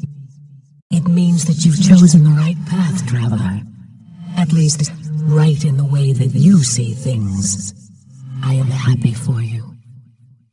Of course. What is the question?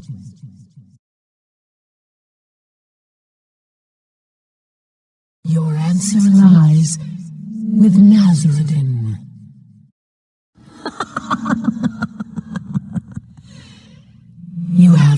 answer, traveler. We won't be speaking again.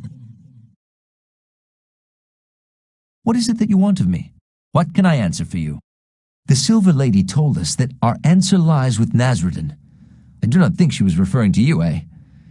We should go to the Central Panari Temple in Caledon. Nasruddin's remains are buried there. Ah, it's wonderful to see you again. Certainly. How can I help you? Of course. What did you want to talk about? Mingarel. Ah, it's... Certainly. You did. And what did she tell you? That's very, very odd. Because Nasruddin has been dead for more than 2,000 years. Yes, it would seem so. Yes, I know. At least that's the story. As I've said, I don't know the details. Yes, it is very strange. My recommendation is that we travel to Caledon. There we will find the first temple of the Panari, and perhaps some more answers. Yes, I did. This matter affects all of Arcanum and the elves more directly. Where else would I be than where I am most needed? Of course, I'd love to join you. And you would have me? Then let's go face whatever is out there together.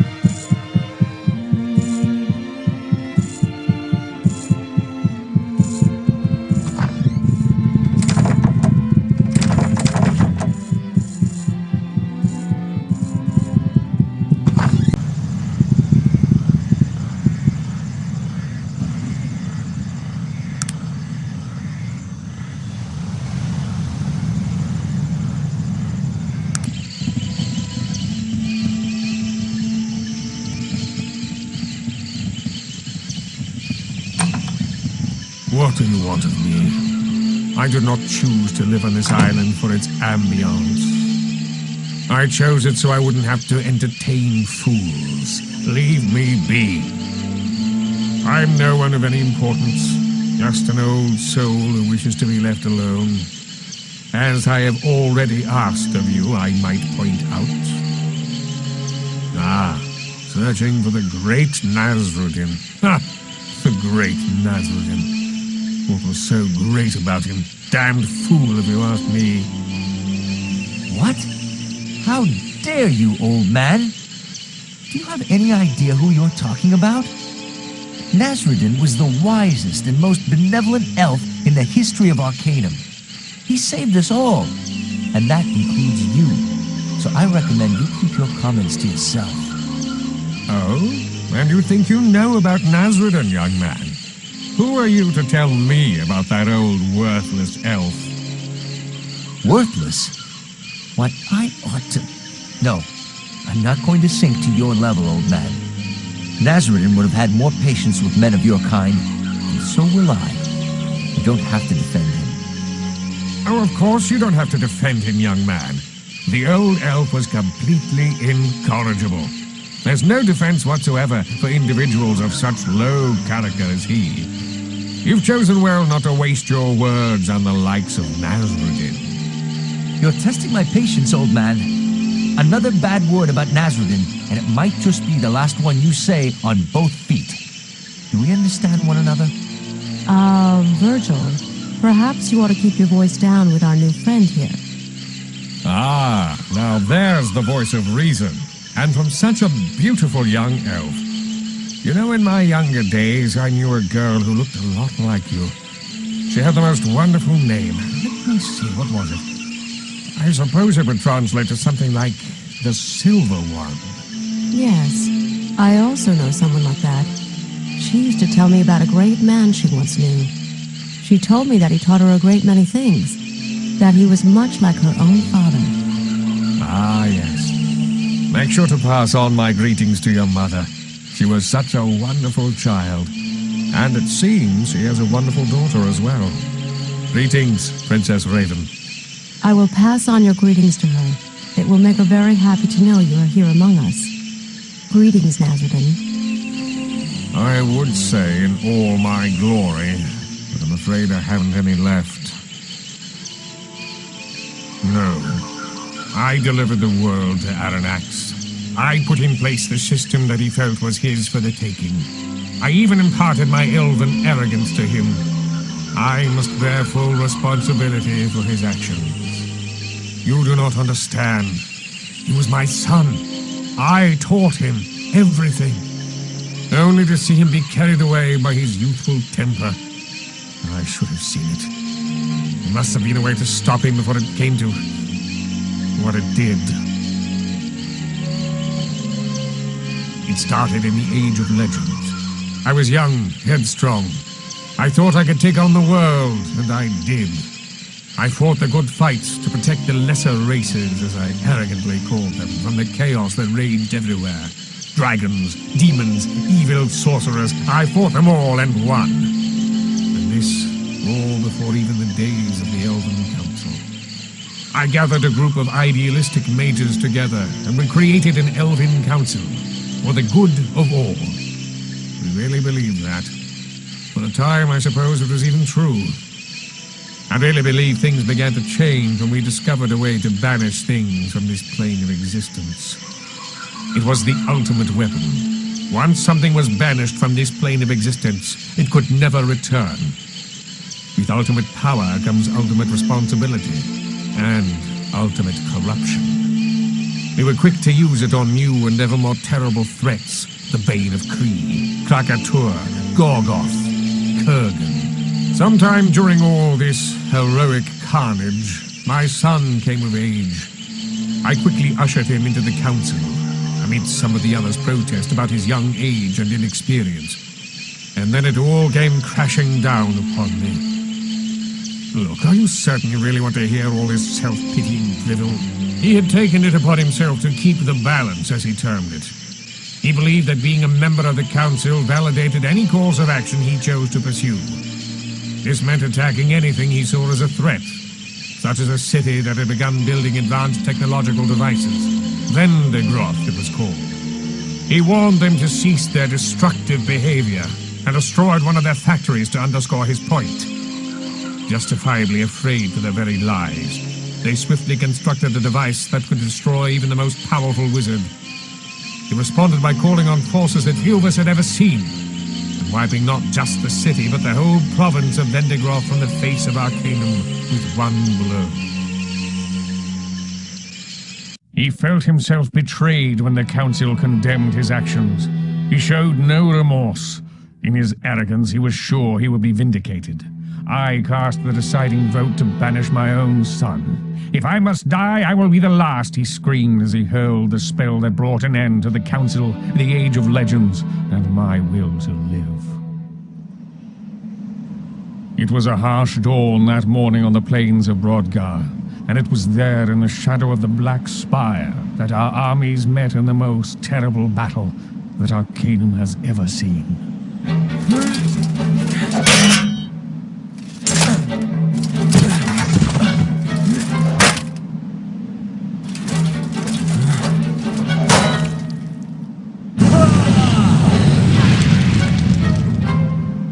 As the sun set, only 4 of us were still alive to witness the destruction we had brought to pass.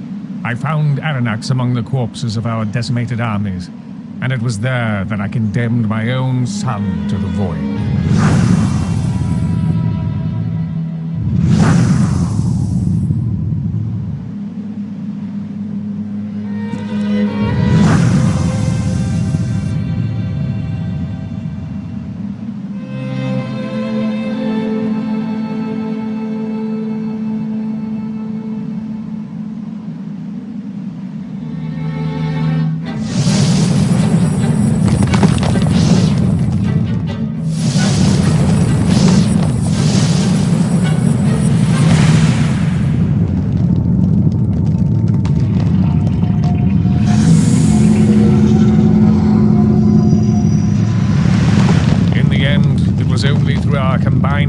That Aranax was subdued, and I watched my own son fall into the horror of the void. But such was the fury and power unleashed by this conflict that the very fabric of reality was torn asunder.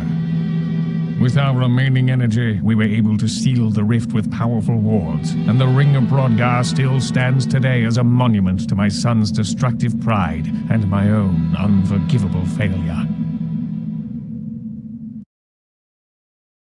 When I regained consciousness, I was on the shore of Thanatos.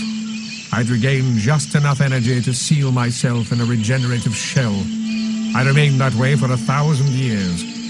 No one had ever stayed in a shell for anywhere near that amount of time. Somehow, my magical hibernation extended my life much beyond that of even the most powerful elven mages. I'm well aware of the whole Panari tomfoolery, yes. When I emerged from my regenerative state, I traveled to the mainland. And I suppose I thought I could somehow live among the world again. After I spoke with that Mannix fellow, I knew I was deluding myself.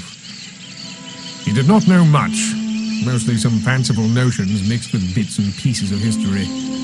As near as I was able to put together from speaking with him, Kryn Urden, the last surviving member of the Council, started the Panari simply to maintain the wards, to periodically strengthen them, as it were.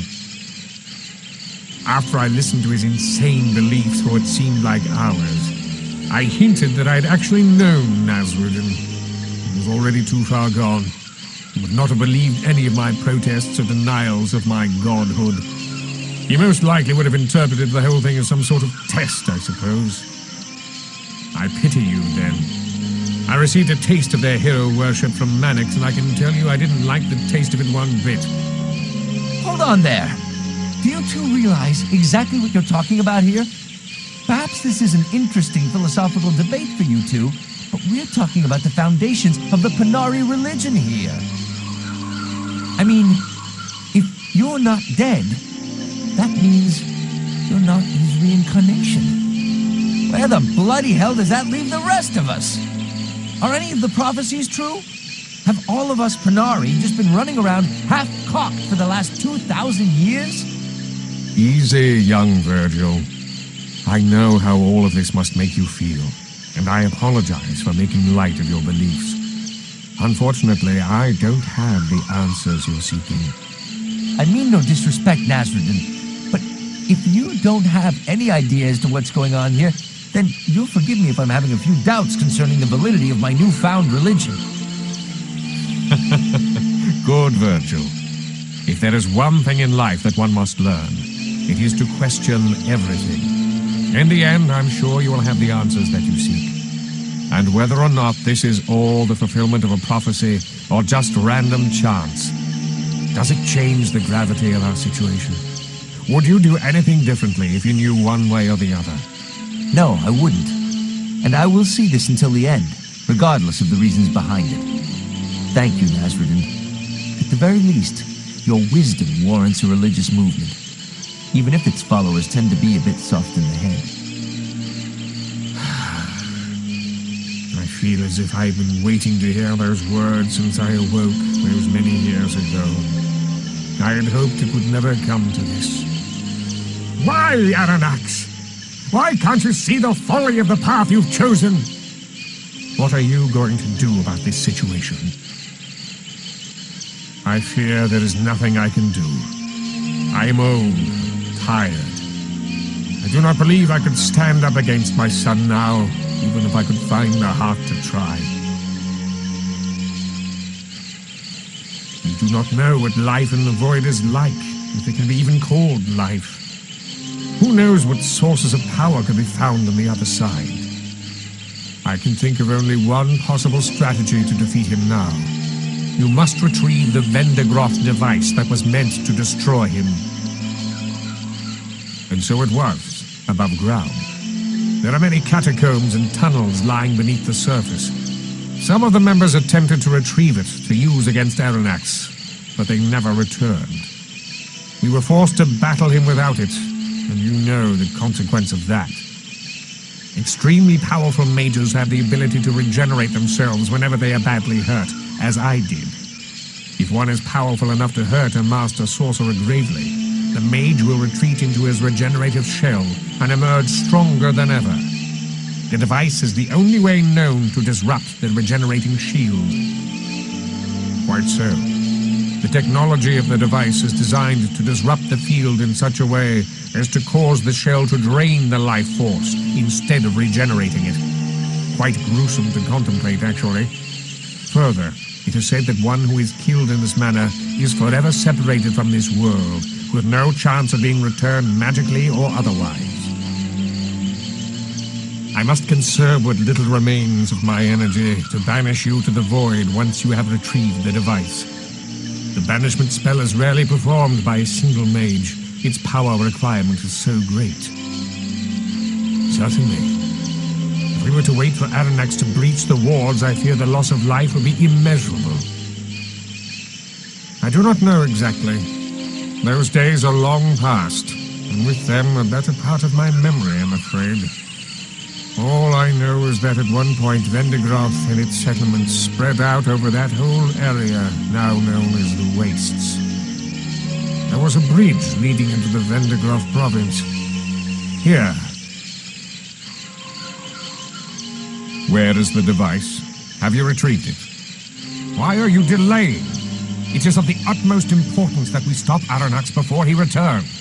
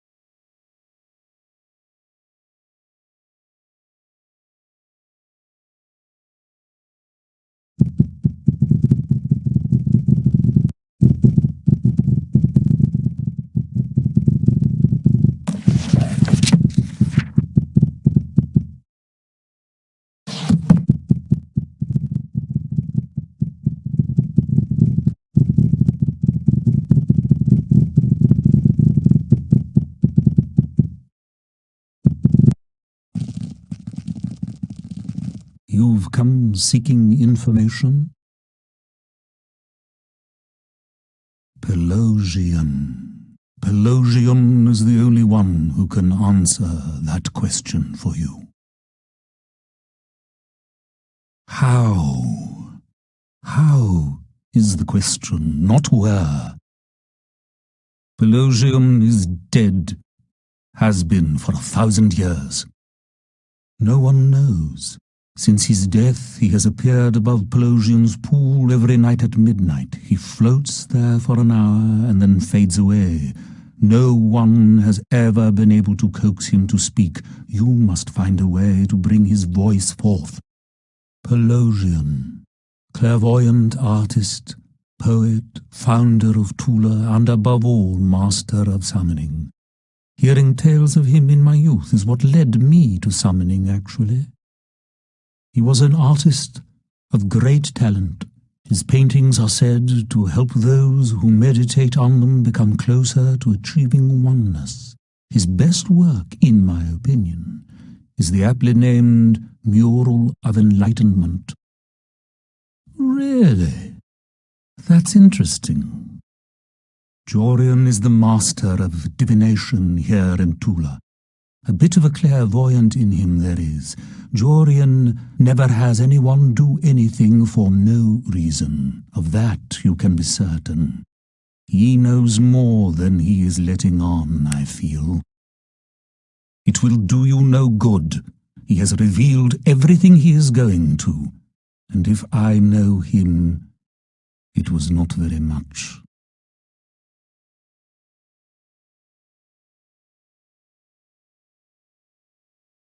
His poetry was a bit overwhelming for most, much less lyrical than his paintings.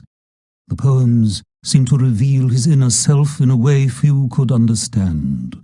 We don't know his poetry firsthand. Sadly enough, his works have been lost to us.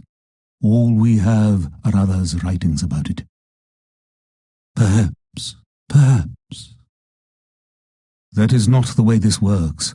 The path is yours to tread, no one else's. Pelosian was born to great wealth, but his spirit was that of a wandering mystic. It would not allow him to live a life of leisure. When in his travels he found only arrogance, greed, and the thirst for power among the sorcerers of his day, it troubled his soul greatly. He wandered out into the wasteland, and it was here that he found what he was looking for.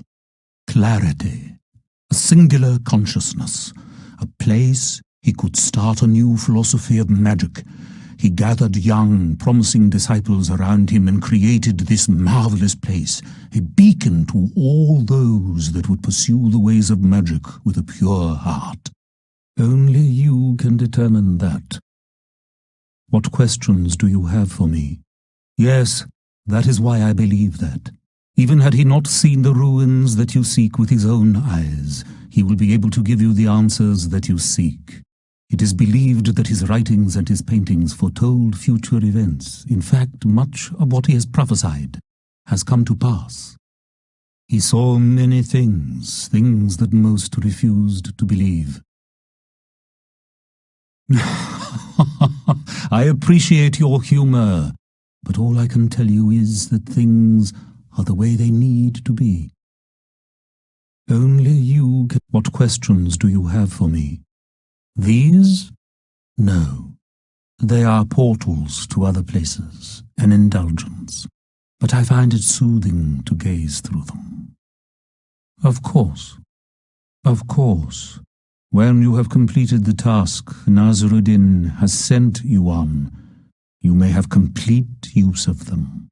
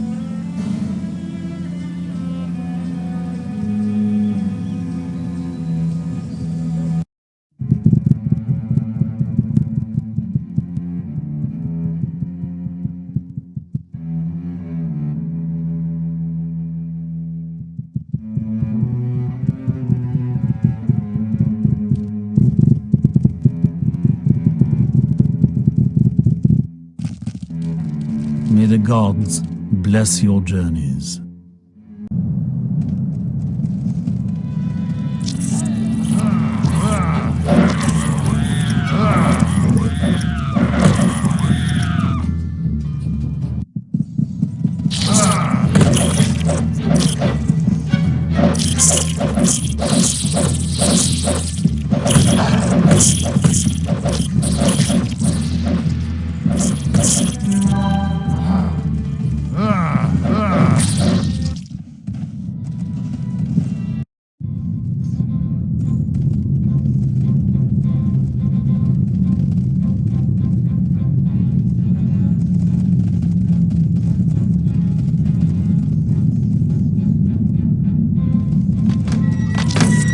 An impressive attack!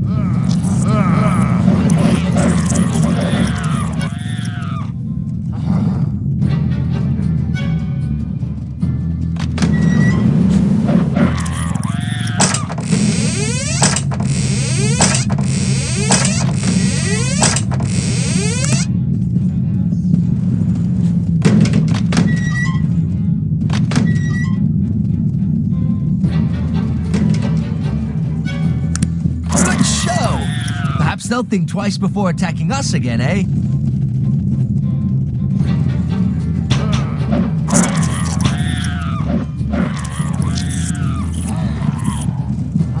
Good show! Perhaps they'll think twice before attacking us again, eh?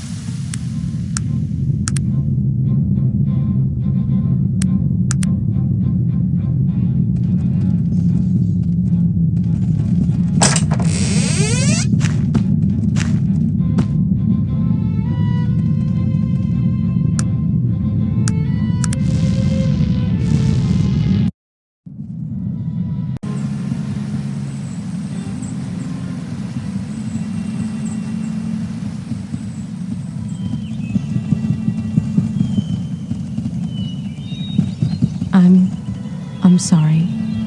I just need a few moments alone. I'm sorry. I didn't want this to happen. I'm trying so hard to be strong. I don't know. I've never really had to face what I feel about all this until right now. I'm not afraid. I know that we have the strength to overcome Aranex when the time comes. It's just that, well... It's you. I guess I shouldn't say that I'm not afraid. I am afraid. Afraid of what I feel. For you, I mean. You see, not long ago I'd have given my life 1,000 times for my people with no thought and no regret. But now, here with you, I'm sorry, I shouldn't have said anything. I've never felt this way. There has never been anyone in my village who well, I don't know, I'm making such a mess of all of this.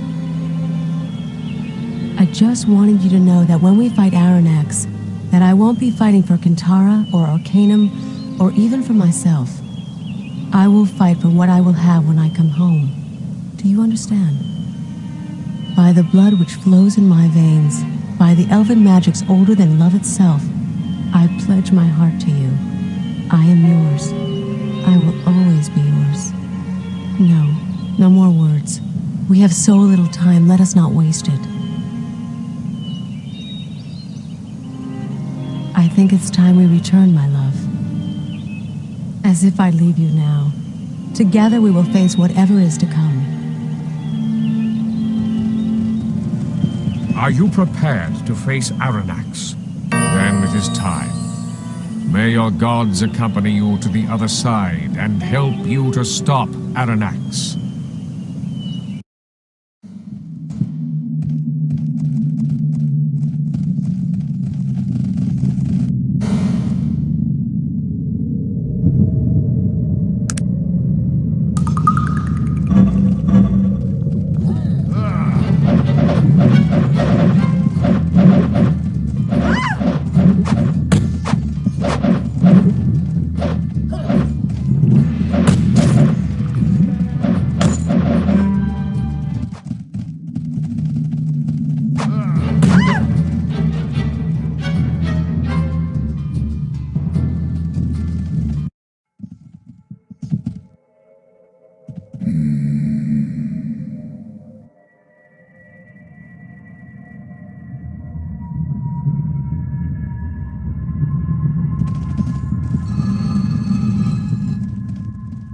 Yes? What is it? Your presumption is correct. And who might I have the pleasure of addressing? Well, what brings you to my corner of oblivion? Interesting. And just what is it that you are going to stop me from doing? I have so many things on my social calendar these days, it is difficult to know which you are making reference to in particular. You will not permit me? How droll. You really have absolutely no idea what you are involved with here, do you? That is a feeling I have much familiarity with. Sometimes I feel that my fate was decreed from an early age. Do not misunderstand me. I take full responsibility for my actions. Though, how are one's actions determined, really? How is our view of the world shaped? Mine was shaped by arguably the most powerful individual in the world, my father. He raised me on tales of the righteous superiority of the elves and the destiny that brought us to rule over all the races. What did he expect? He shoved a young, immature, and inexperienced fool into a position of immense power and set me loose on the world. Why didn't he stop me? He should have stopped me. Most certainly. I have had 2,000 years of my grievous errors and judgment replaying themselves in my mind. One tends to grow a bit of a conscience in all that time. Grievous errors in judgment? That's what you call the horror that you visited upon Vendigroth, upon all of Arcanum? Hello. Aren't you just a smarmy young lady? Tell me, just who are you, madam? I am Zan Alurin of the Dark Elves, Aranex. elves who have worshipped you despite your defeat at the Ring of Brodgar. Seeing you here in this prison, it seems little has changed. Great Aranax, the eternally vanquished.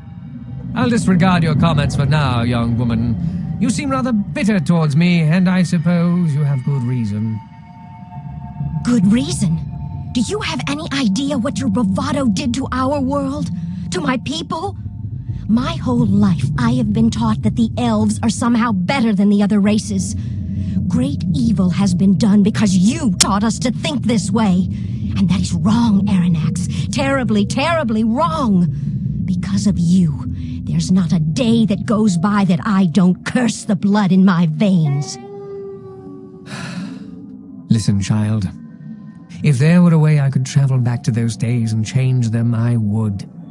You've no idea how sorry I am that things have turned out this way. But I can tell you this. It is not the blood in your veins that makes you. It is the heart that it travels through. Remember that. You know, there's only one reason I'm here. When my vision showed me what was to come, I saw a way to right all of the wrongs that have been done by my people. I came here to kill you, Aranax. I could no longer live with the shared guilt of the Dark Elves, and your death seemed the only way to make things right. And now, child, do you still feel that way? I can tell you this. Once this is all over, you can have your chance.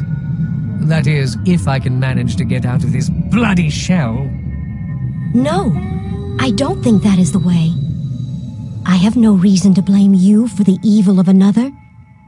And more importantly, you've shown me that I have no reason to blame myself. And I see you, Aranax, sitting in an old elven grove and bathed in sunlight. And you are free, Aranax. You are finally free. An interesting vision, child. Let us hope you are as clairvoyant as you are outspoken. Now, my friend, as I was saying, I've had more than a little time to see the error of my ways. 2 millennia in isolation tend to make one introspective, to say the least. What you do or do not believe is of no concern to me, my friend. I have nothing planned, save to live out the rest of my days in peace. You fool! You think this is my protection? This is my prison!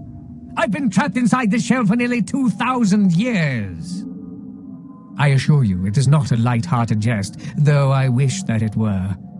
I have been trapped here since soon after I was banished to this realm.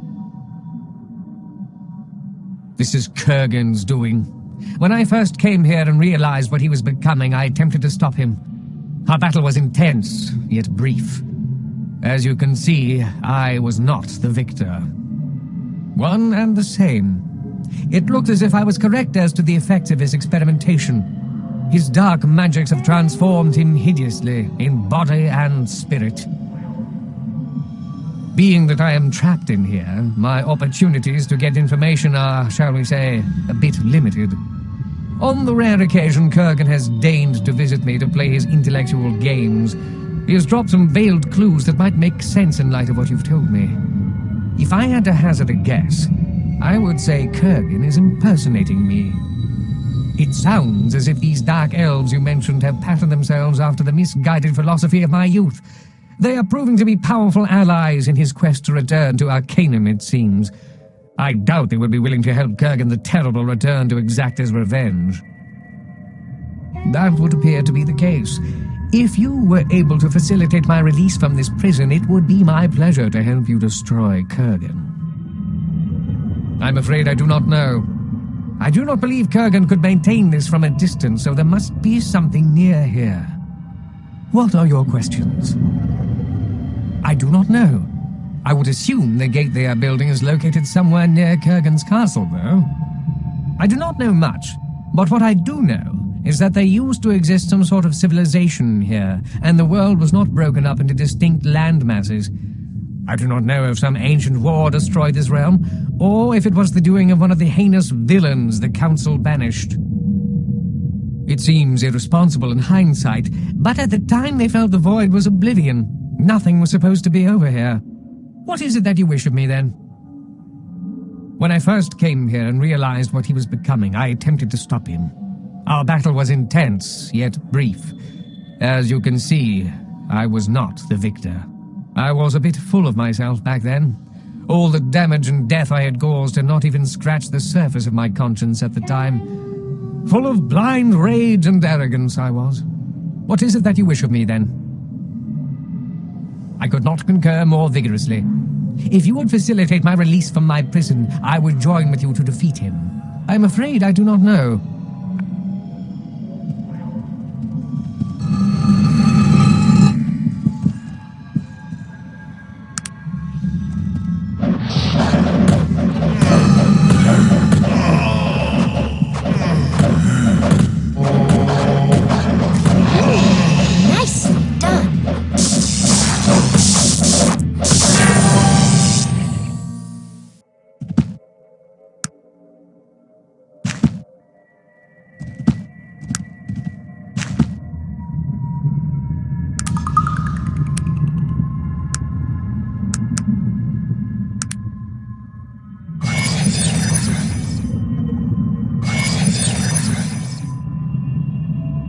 What is it that you want of me?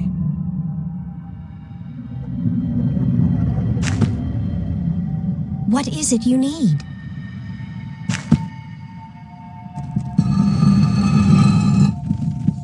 Many thanks for releasing me from my horribly lengthy incarceration, sir. I am at your service. Let us send Kurgan off to that death he finds so compelling, shall we? I do not know. There is a portal in the room behind me. Perhaps we can use it to travel to the other parts of the void.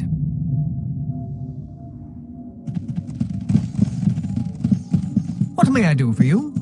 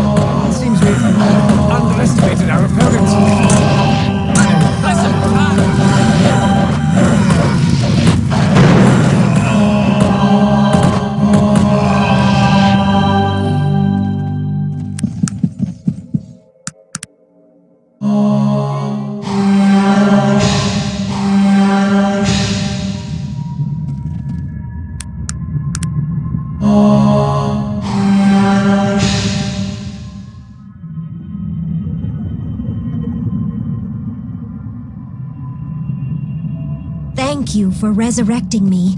I am indebted to you, my friend.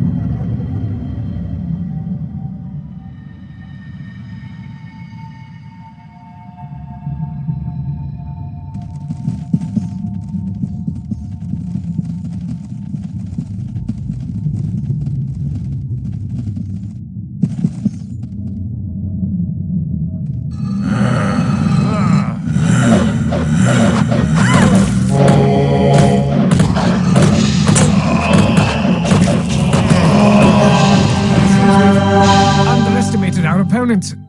I am dying. What may I do for you?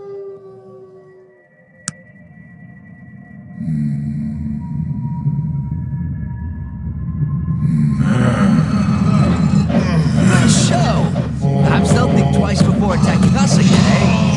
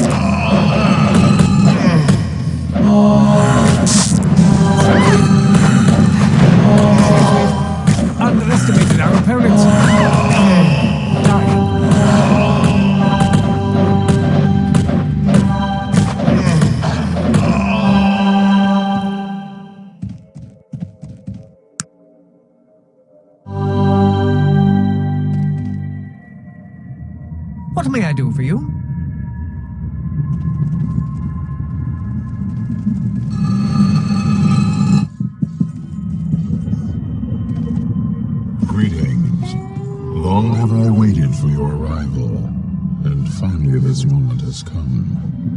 I am Kurgan, first of the Necromancers, voyager in the lands of the dead.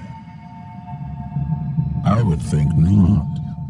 Although the presence of Aranax tells me you already know much of my tale, at least as much as he deemed necessary in order to bring you into his confidence.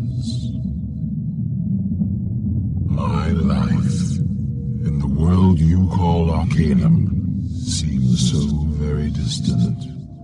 The memories clouded like those of a child, and a child I was then, probing the darker magics, given glimpses of the truths yet to come. Yes, look at me, and what do you see? A monster? An abomination?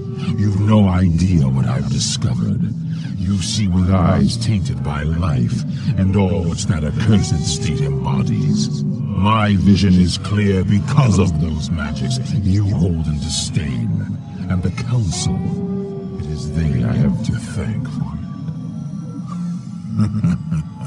In your world, your Arcanum, I was powerful.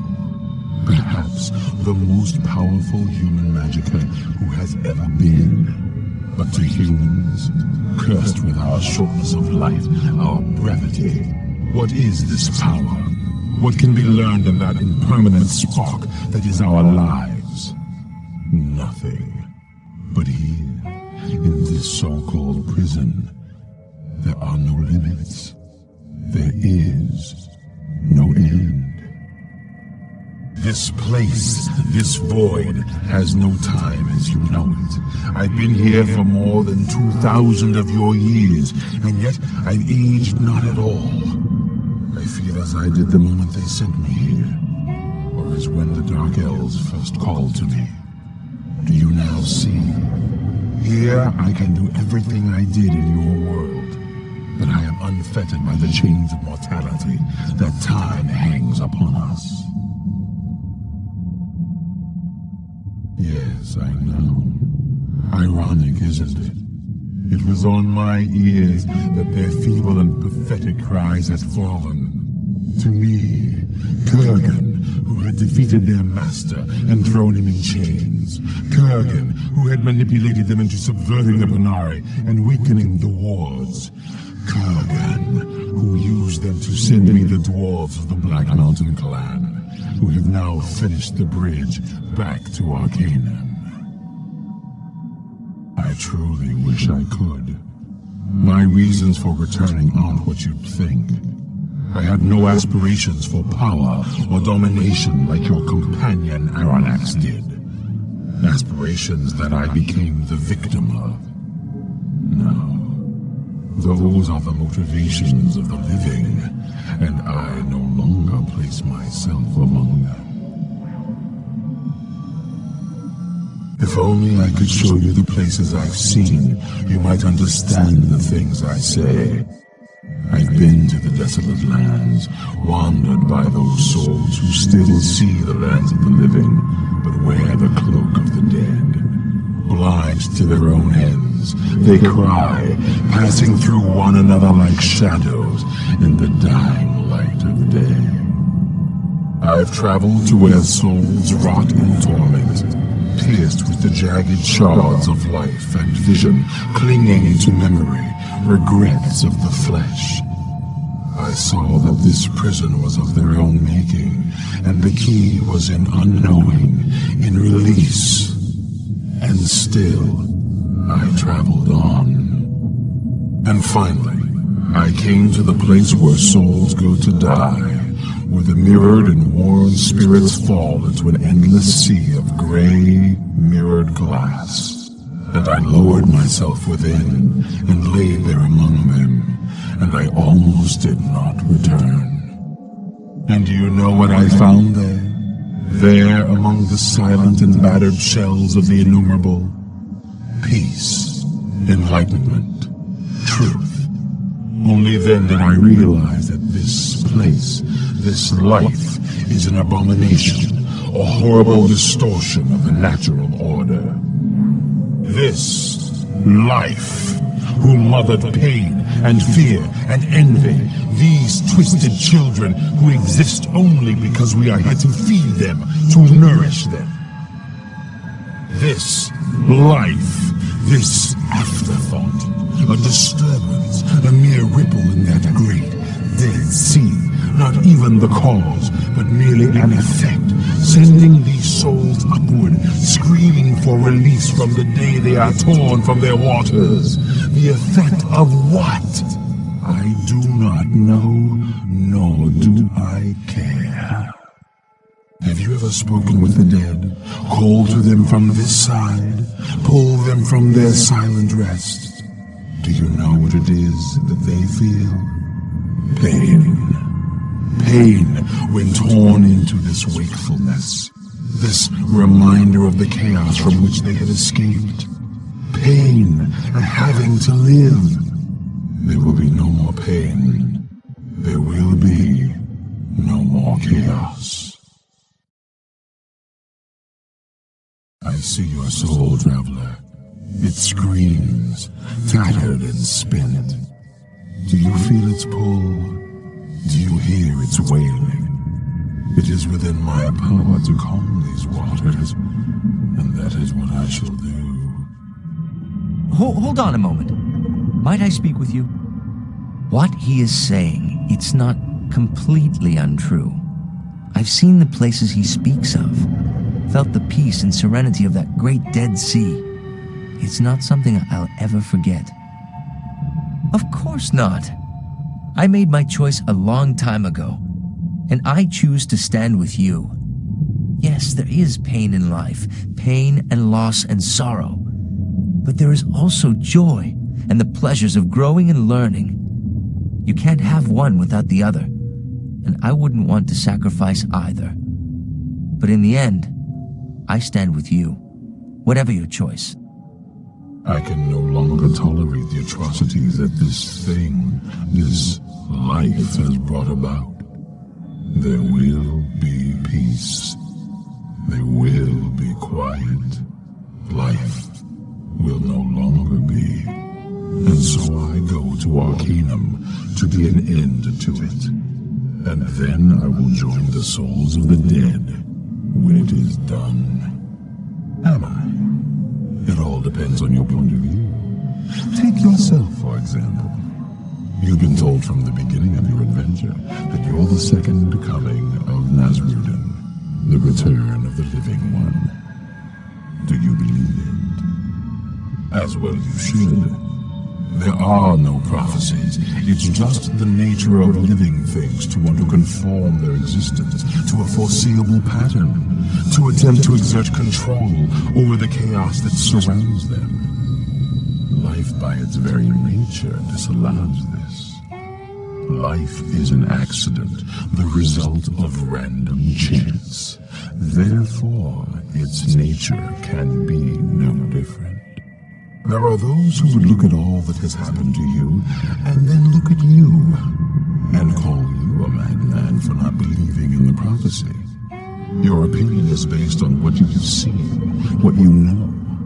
My perceptions on the nature of life and death are no different. That only bothers you because you see your creation as the natural order of things. I've told you it's only the effect of a meddler, the incoherent scribblings of a child. It's not meant to be. Of course.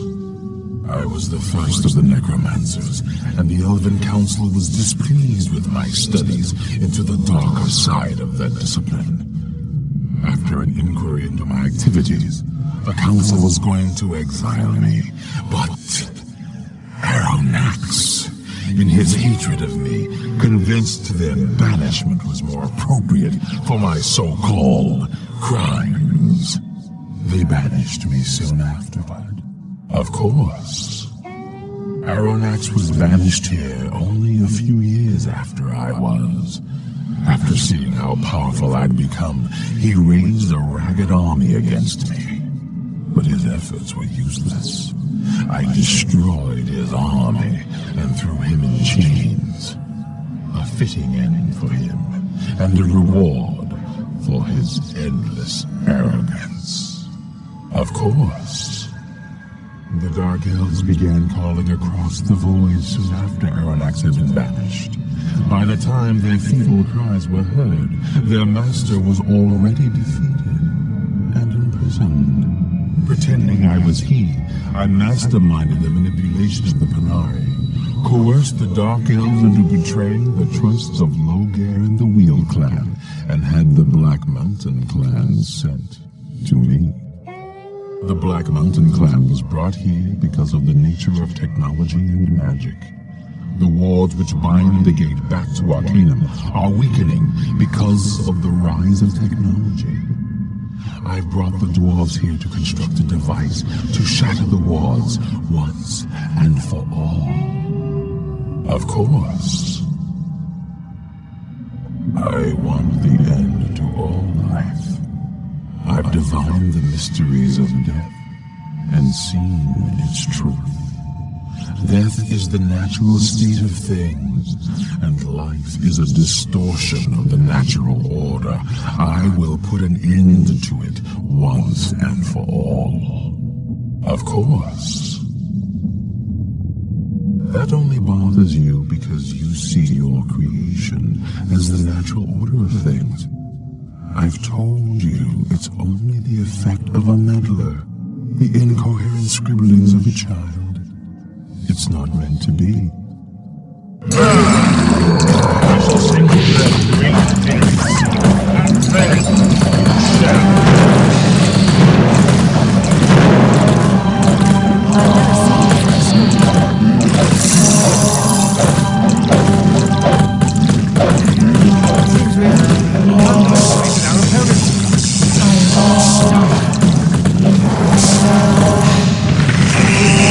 Underestimated our opponents. I am dying.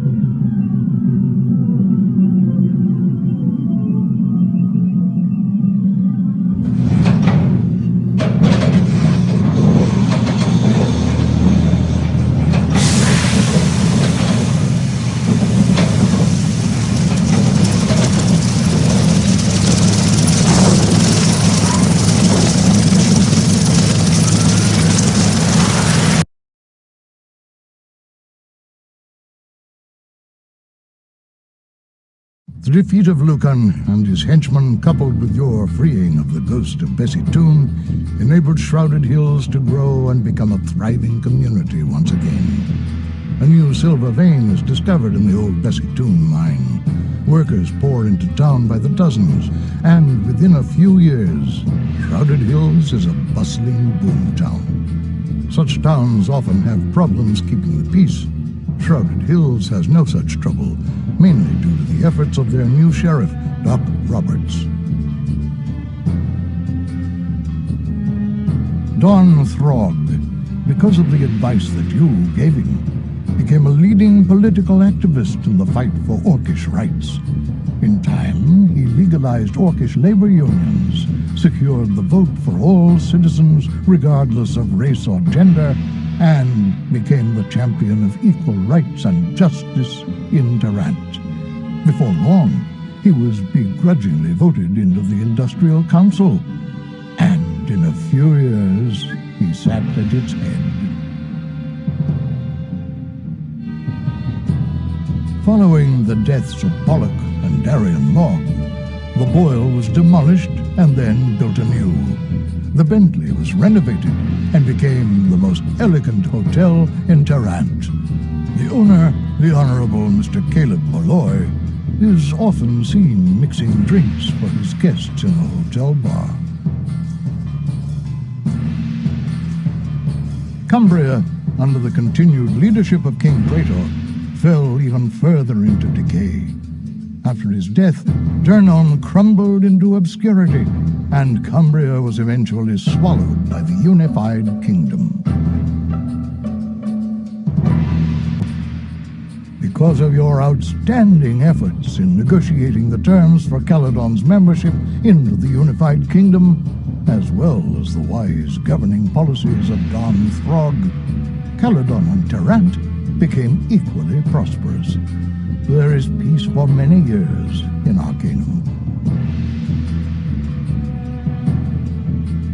The long-standing deception of the Panari by the Dark Elves was finally brought to light.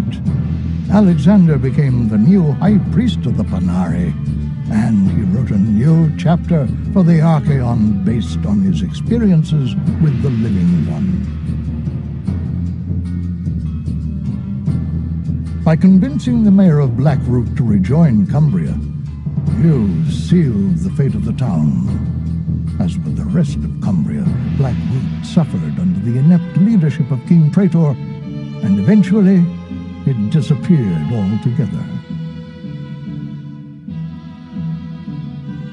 Logair Thunderstone never returned to his people, and a distraught and confused Ranver assumed leadership over the Wheel clan. Without a strong king, the Dwarven clan splintered, and a bloody war followed. Magnus Shalefist, chieftain of the new Iron Clan, rallied an army behind him and quickly put an end to the conflict.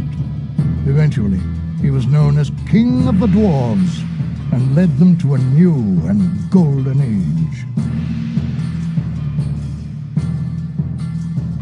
Upon returning to Arcanum, Aranax buried his father on the Isle of Thanatos. Later he traveled to the Vendigroth Wastes, and there used his powers and single-handedly raised the city from the ruins it had become. Vendigroth again became a place of awe and wonder. Yet, after all of this, Arcanum is still what it always was, a place of possibility, a place of change. One thing is certain, and that is that nothing at all is ever certain in this place. Who's to say what the future holds for the land we call Arcanum?